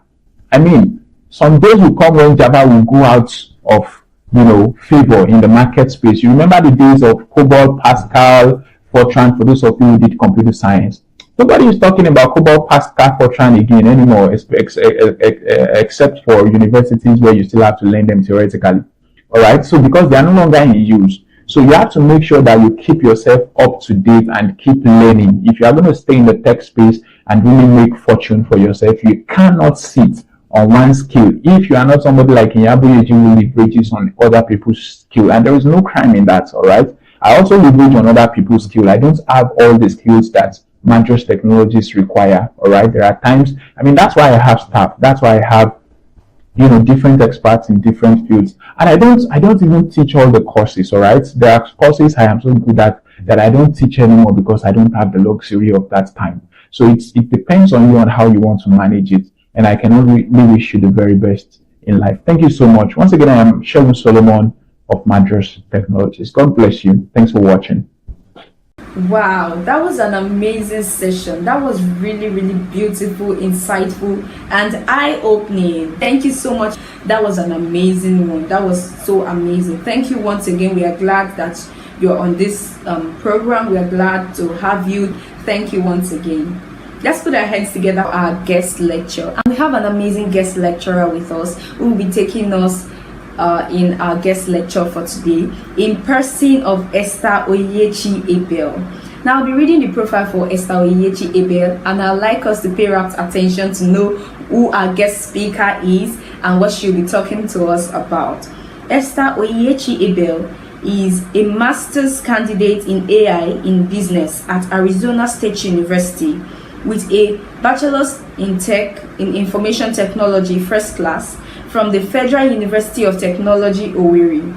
She currently works as an AI acceleration analyst at ASU, collaborating with data scientists and developers to integrate AI solutions into broader system architectures. Esther is passionate about advocating for SDG 4 and 5, focusing on education and gender equality, and actively leads as the AI Scholars Representative and MasterCard Scholar Council Representative at ASU. Esther has gained valuable experience across sectors, including banking, educational technology, and IT administration. At Guaranteed Trust Bank, she improved account reactivation rates and contributed to business growth. Previously, as IT admin officer at Zifec Solutions, she oversaw the development of software systems, boosting productivity and customer satisfaction. With expertise in AI, data analytics, and business strategy, Esther is a skilled mentor and public speaker, dedicated to empowering others through technology. Let's put our hands together for Esther Onyechi Abel as she takes us on this guest lecture for today. Hi everyone, my name is Esther Abel and I'm very excited to be invited by Mr. Adeyinka, the founder of Insight Pathways Youth Foundation, to deliver this lecture on monetizing digital skills platforms and combining tech and businesses. So before I dive into the topic of today, I would like to talk a little bit about myself. Like I mentioned, I'm Esther Abel. I am from Nigeria, from Rivers State precisely. I started my career journey in Federal University of Technology, Owerri, where I studied information technology. I graduated in 2021. I also taught my class. I graduated as the best student in my class. From there, I started working in a tech firm in Abuja, Nigeria, Zifec Solutions Limited, and then I did my NYSC. After my NYSC, I worked with the bank for exactly 1 year before I got admission to start my master's. I'm currently doing my master's here in US in artificial intelligence and business. So I'm into tech. I have been able to hone a whole lot of skills. Like I've been able to train myself to learn different skills in tech. I'm good in data analytics. I can do digital marketing, graphic design. I just mentioned a whole lot of them. I have been able to do a whole lot of learning, trying to grab lots of skills for myself that will help me. And I can tell you, it has not been easy. It has been challenging, putting in the time, putting in the work, but it has been paying off.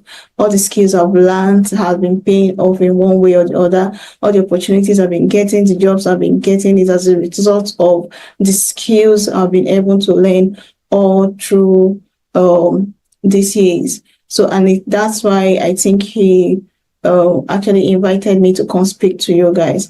So, one thing I would encourage you to do while you're still a student is to look out for opportunities out there that will help you learn skills. It is important. We are currently in the digital age, in digital era, and it's important that you have one skill or the other that would help you, even if you're learning a tech-inclined course or not. No matter the course you're learning, whether you're learning agriculture, or you're learning business-related course or education-related course, it is important that you grab enough tech skill for yourself, because it will help you. Whether you're into business, it will help you. That's why today we'll be talking about tech and businesses, right? How you can make both of these together to succeed in this time and age. So why digital skills? I believe one of the reasons why he brought about this topic was because he saw the importance. So digital skill, getting a digital skill is very important. It's no longer optional. It's something that is compulsory that everyone should have. We are currently in the age of AI, where AI is currently taking over.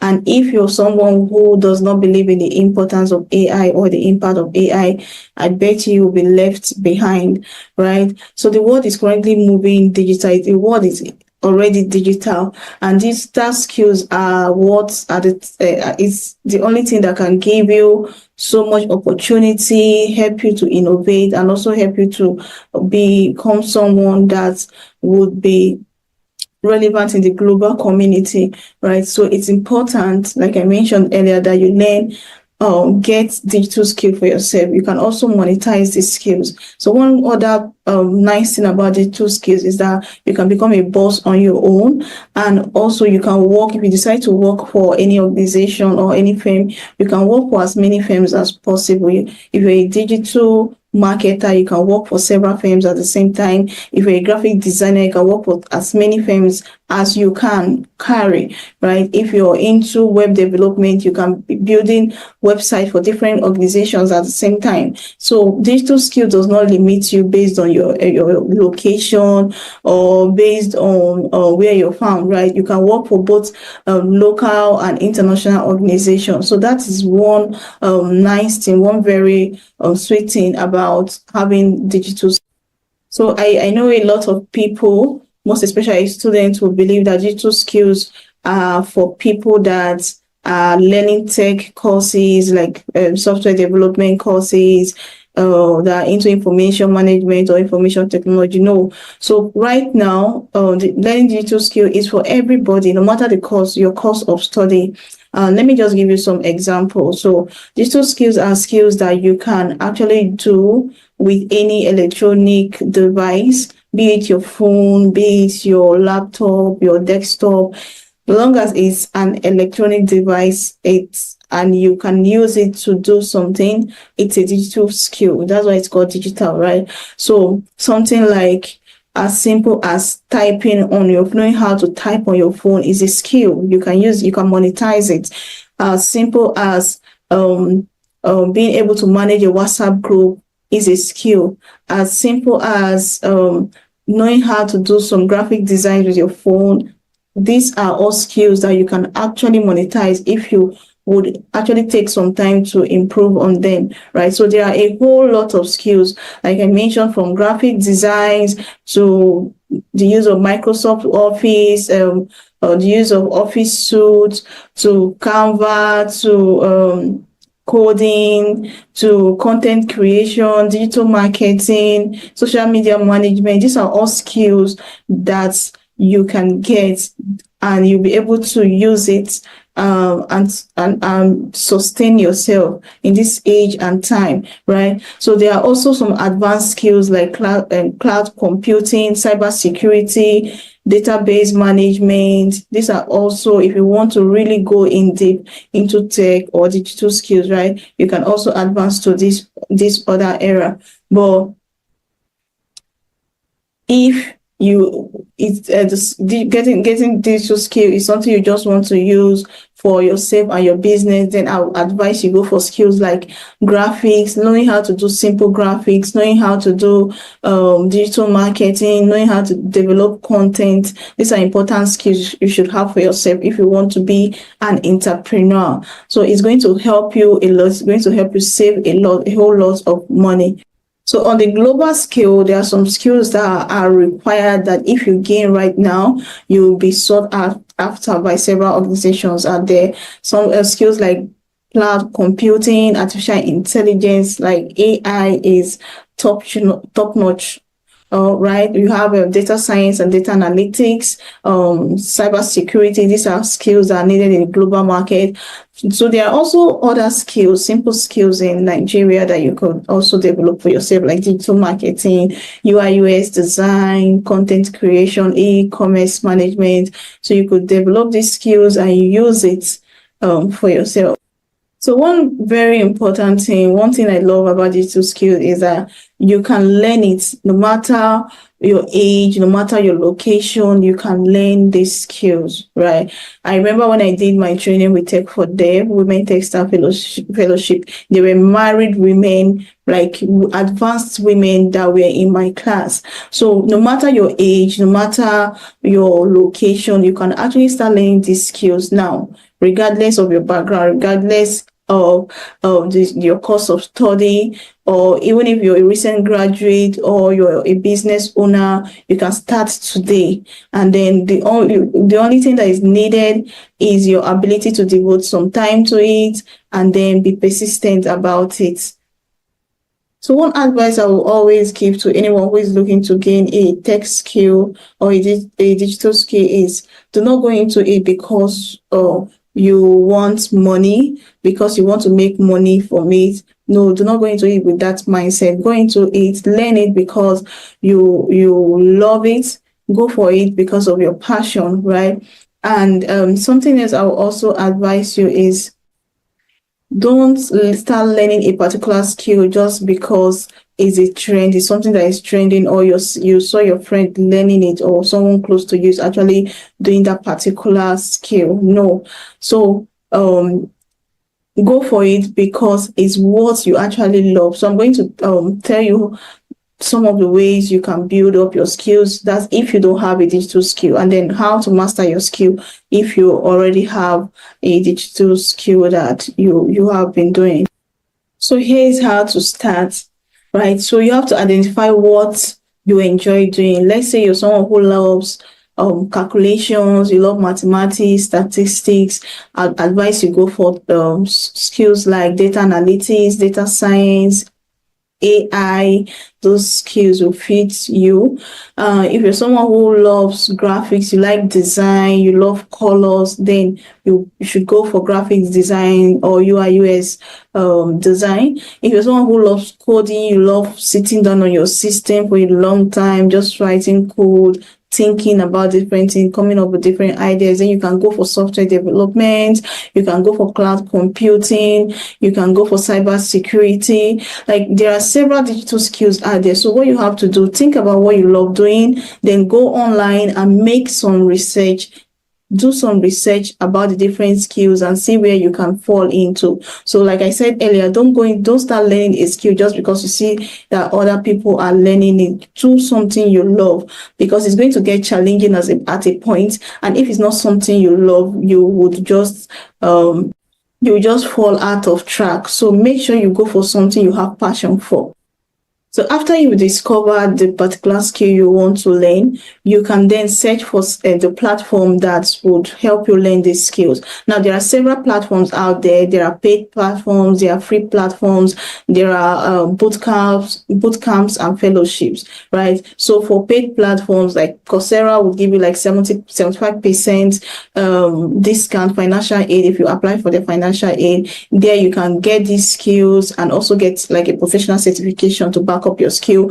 You can also purchase some courses on Udemy. There's Udacity, there's Pluralsight. Like, there are lots of them. So you just have to search online. There's also LinkedIn Learning. If you're on LinkedIn, you can search for get some courses there, right? And then there is there's also YouTube. YouTube is like a university on its own. It's like a school on its own. For me, most of the things I learned from YouTube. Apart from the fellowships and the trainings I joined, some other skills, most of the skills I learned, I just go to YouTube. So let me tell you how to get how to learn from YouTube, right? So let's say you want to learn a skill like data analytics. So what I would advise you do, you can use AI, generative AI. Let's say you go to ChatGPT and then you ask it, what are some of the can you draw up a learning content for me for data analytics? So it's going to bring up some of the content for you from how you need to learn this skill.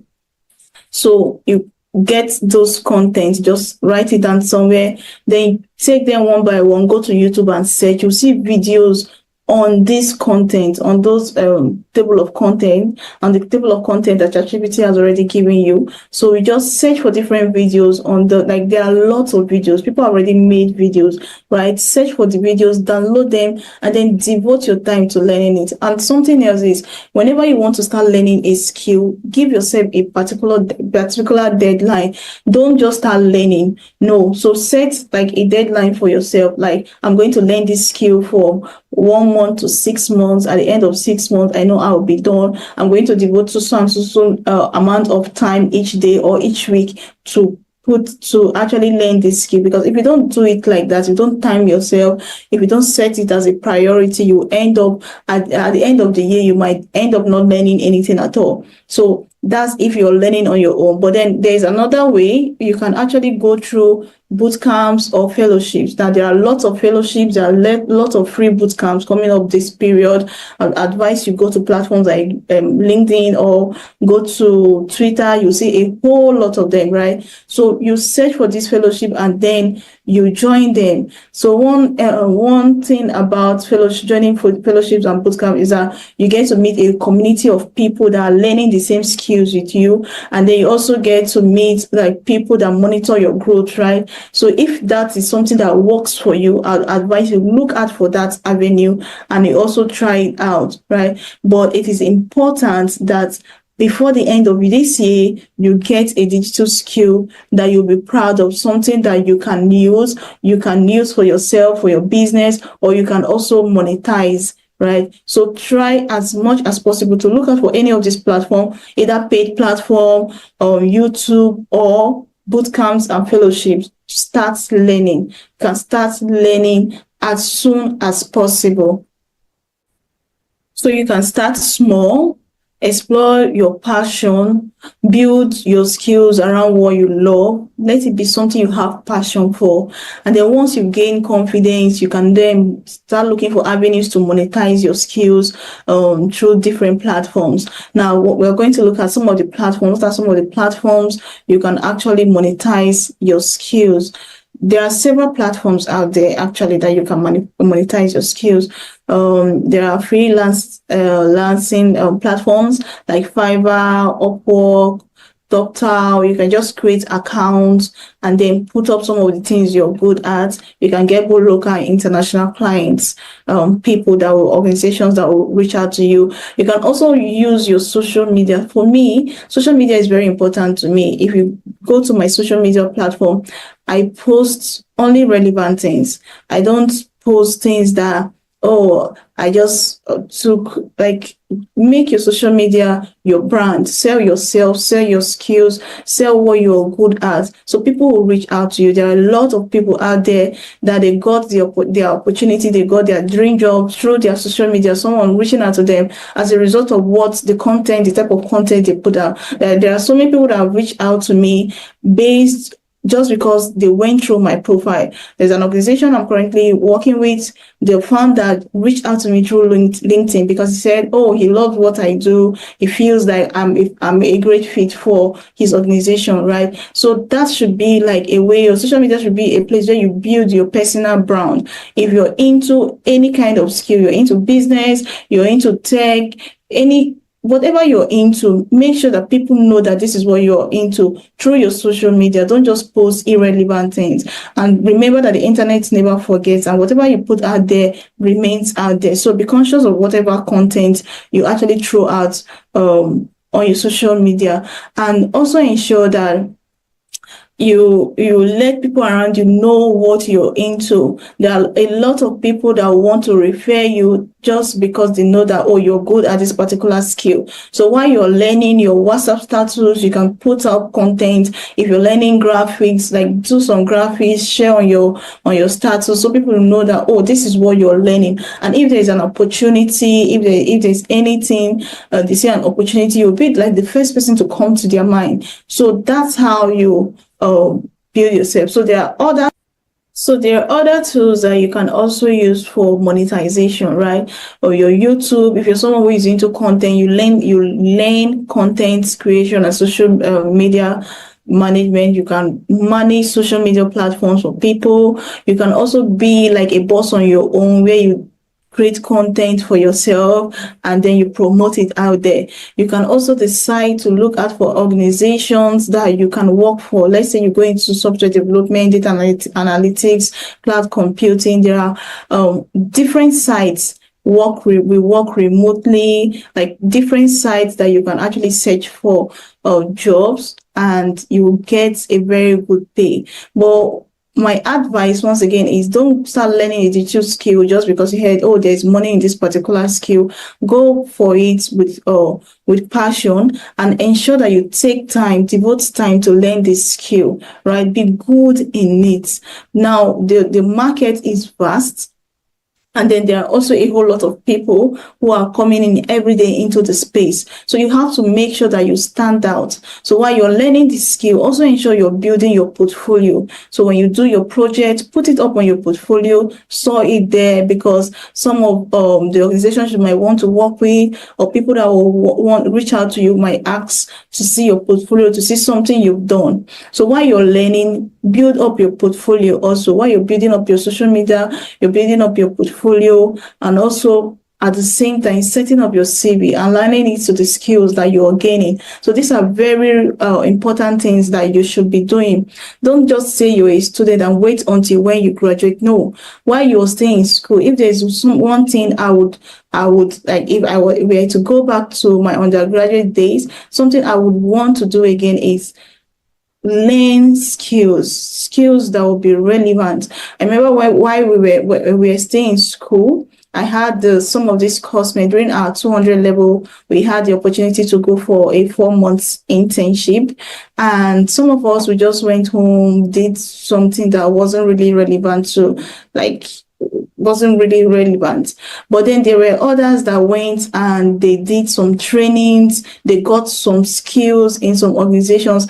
And I will tell you, before we even finished from school, these guys were earning big because they took our time to learn these skills. They were earning big. So while you're still in school, this is the right time for you. When you come out, or things are quite different once you graduate. So if you're a student, I will encourage you during your holidays, during your free time, get some skills, grab some skills, most especially digital skills, learn them, become a professional in it. There are lots of opportunities out there, and digital skills are paying well. You get to be paid very well when you learn these skills and you learn them well. There are lots of opportunities, right? Don't say you're learning you're not into tech, you're not learning a tech related course. No, you can get these skills for yourself, right?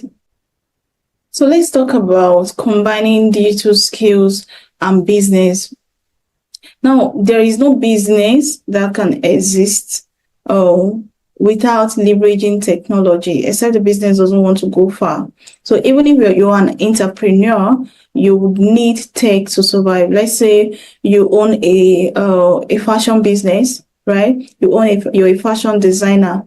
Except you want to remain a local fashion designer, that's when you don't need tech. So you would need technology, you would need digital skills to be able to create ads, to be able to do some simple designs, and then put out your business out there. Now, I have a friend, he's into fashion designing. He sends his people order for his product, for his clothing from different countries of the world. So how does he do this? It's through his social media. If you go to his social media, he does his graphics by himself. He will do his design. He will do his content of himself wearing these clothes. He will promote it using social media, Facebook, Instagram. He will always, whenever I go online, I will see his ad here and there. He's the one that he does all these things by himself. He doesn't pay anybody a dime. So even if you're an entrepreneur, right, you need this skill. It's going to save you a lot. If you can do your graphics by yourself, you can do your social media ads, content management. These are digital skills that will help your business go a long way, and it will save you a whole lot of money. But even if you grow to the extent where you start hiring people to start taking over these things for you, right? You will also have the idea to know when they are doing the right thing and when they are not doing the right thing for you, right? So it's also important, like they say, no skill is a waste. So it's important in this era, in this age, that you gain, you learn a skill that will be relevant to you, whether you're going deep into tech or you just want it for your business. It's very, very important, right? So the beauty of combining tech and business is that you don't need to be an expert to get started. You just have to start small. You learn a few tools like how to use Canva, how to do content, how to do develop video content with your phone. Even with your phone, you can do, there are lots of applications, there free applications that you can use for video creation and editing. Like, just experiment, learn how to experiment with new ideas and grow from there. Whether you're a tech savvy individual or a business owner, you are an entrepreneur, like, you can combine tech and business for success, right? You can combine these two things at any time. You just have to start somewhere, decide that you want to start. When you're at 8, there will be challenges. That's one thing I'll tell you. There'll be challenges along the way, and that's why I advised earlier that you go for skills that you have passion for, that you actually have love for. Because when these challenges arises and you don't have love for what you're learning, you will just drop out or stop learning, right? But then there'll be challenges. Most people will face challenge. Oh, I don't have a laptop. How can I start without a laptop? You have your phone. Skills like Canva, like graphic design, you can learn it with your phone. I remember the first time I hosted a boot camp under my platform. I actually have an initiative called Opportunities Unlock, where I train youth, people, give out advice, mentorship to youths and both females, and we train them on different skills, how to access scholarship, will help them to review their CVs and SOP. So remember the first boot camp we hosted, and during our graphic design class, there were lots of people that joined with their phone. That was what they used to learn. And today, I will tell you, they are professionals. Like, they've gone far. I've gone to several testimonies, testimonies from these people as a result of that boot camp, right? So don't say you don't have a laptop, that's why you won't be able to learn. So you can either start with your phone, or if you have friends that have laptops, you can meet them and learn. If you're actually eager to learn, you're actually eager to develop yourself, you can look for people around you that have some of these resources that you're looking for, and try as much as possible to plead with them to give you, so that you will learn, you will improve on yourself. And then you can say, oh, let's say your challenge is, oh, you don't have a portfolio, how people trust you, right? How will organizations trust you? So you can start by looking out for people. Also, people are very important. That's why it's very important to network. It is very important to network, have friends, keep friends, good friends, quality friends, right? So another thing you can do is reach out to people, tell them, oh, this is a skill I have. Do you have any job that relates to this? I'm going to offer it to you for free. Do those jobs for them, freelance, maybe for 1 or 2 to 3 months.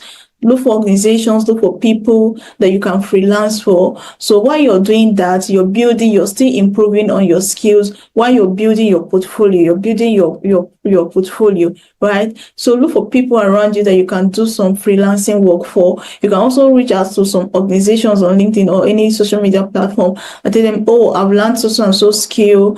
I would be glad if you give me the opportunity to work as a freelancer just to improve myself. Some people get a full-time role from that. So while they are doing the freelance job and the organization sees that, oh, this person is actually good, they tend to hire them after they are done with maybe the period of their freelancing. So that's also another avenue you can use, right? And then the market can be very competitive. There are lots of people that are learning these skills. So how do you stand out?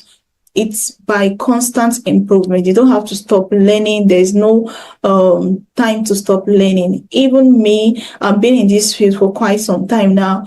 I would tell you, I barely have time to sleep or to do certain things because I am still taking courses. I'm still trying to improve on the skills I have. New skills are new tools are coming up every day. So you have to be on your feet, try to improve yourself, because if you don't, like the market, people will leave you behind. So you have to keep improving on yourself, on your skills daily. Invest in yourself. So it's very normal to face challenges. It will come. It is certain. But remember that every expert out there, everybody you see that is at the top, once faced one challenge or the other, and they were able to overcome the challenges. So if they were able to overcome these challenges, you can also overcome this challenge. I bet, I tell you. So look, there are free resources out there. Use them.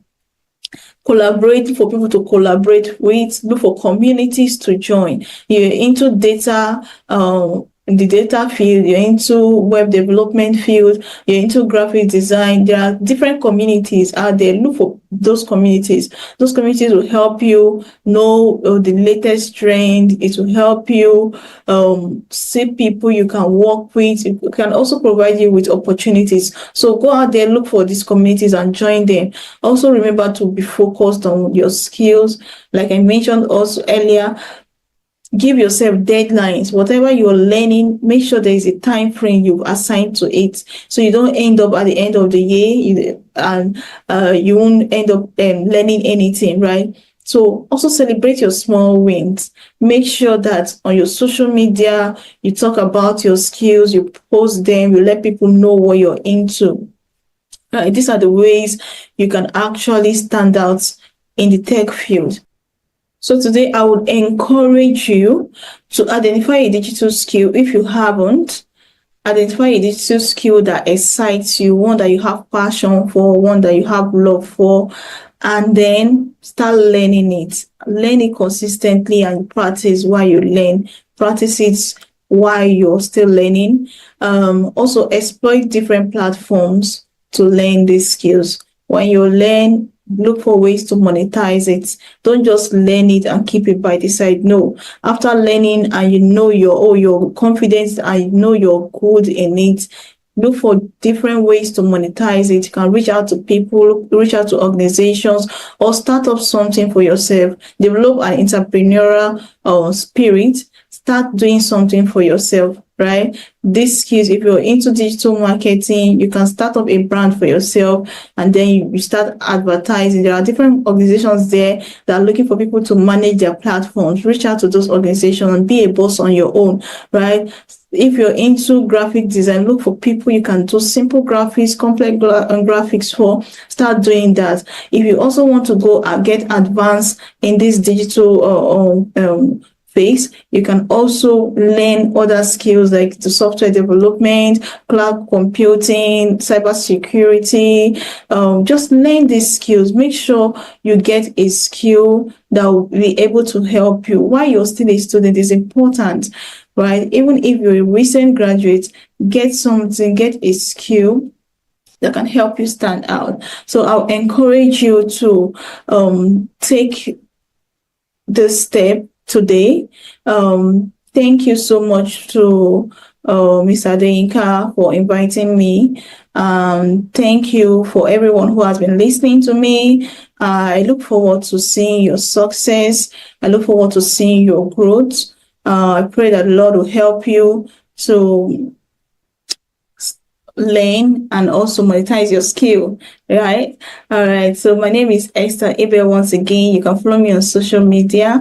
I'm very active on LinkedIn, so you can follow me. Just search for me, Esther Abel, or you can email me if you have any question. abelesther6@gmail.com.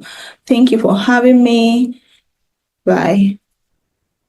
Let's put our hands together for Esther Onyinyechi Abel for that wonderful lecture. That was beautiful and amazing. I mean, isn't it a great opportunity to live in an era of Technology. Let's put our hands together once again for our team of debaters. They all did excellently well. And yes, this is the part that gets exciting. We have come to the part where we get to know who emerged as the winners. And I'm sure for the debaters, it's a blend of excitement and tension.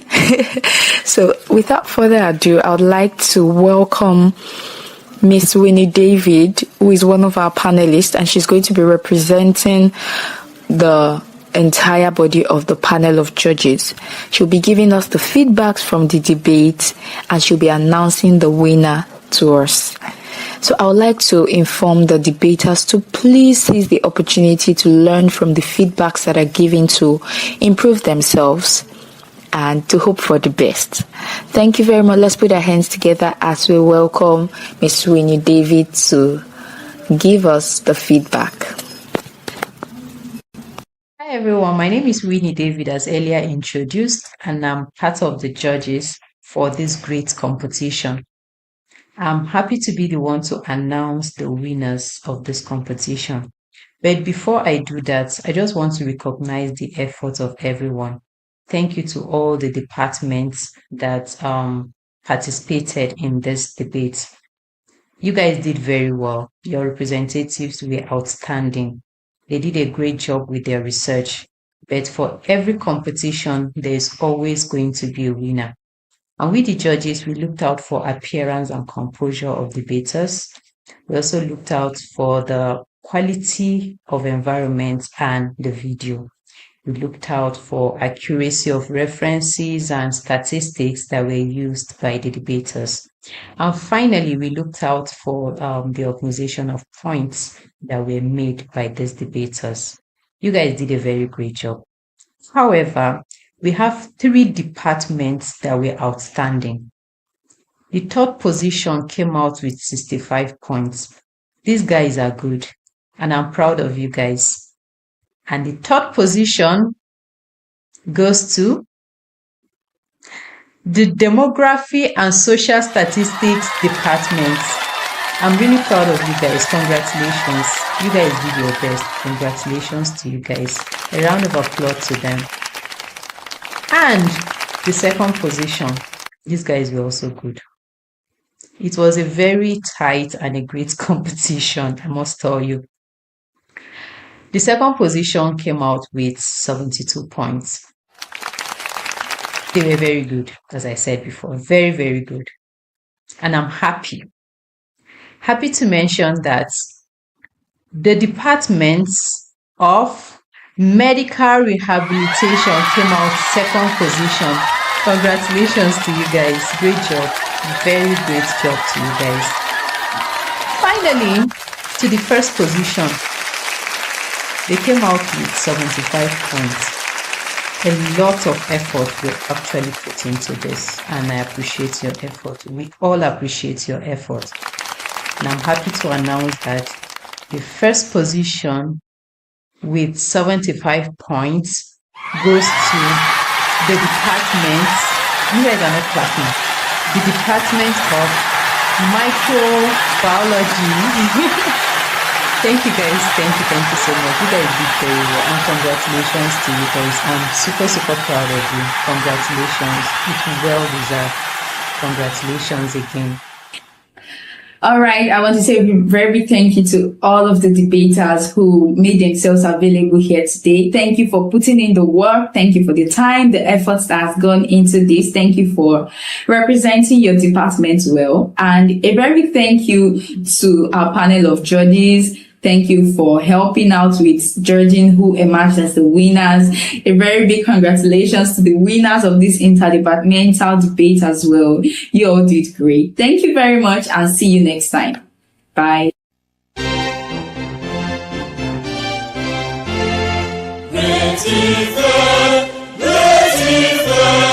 Africa's most beautiful campus. Cautious, vigilant, progressive, against all oppression. Forward ever, backward never, for learning and culture, sports and and struggle, great effect. I love you, there's only one great effect in the universe. Another great effect is a counterfeit.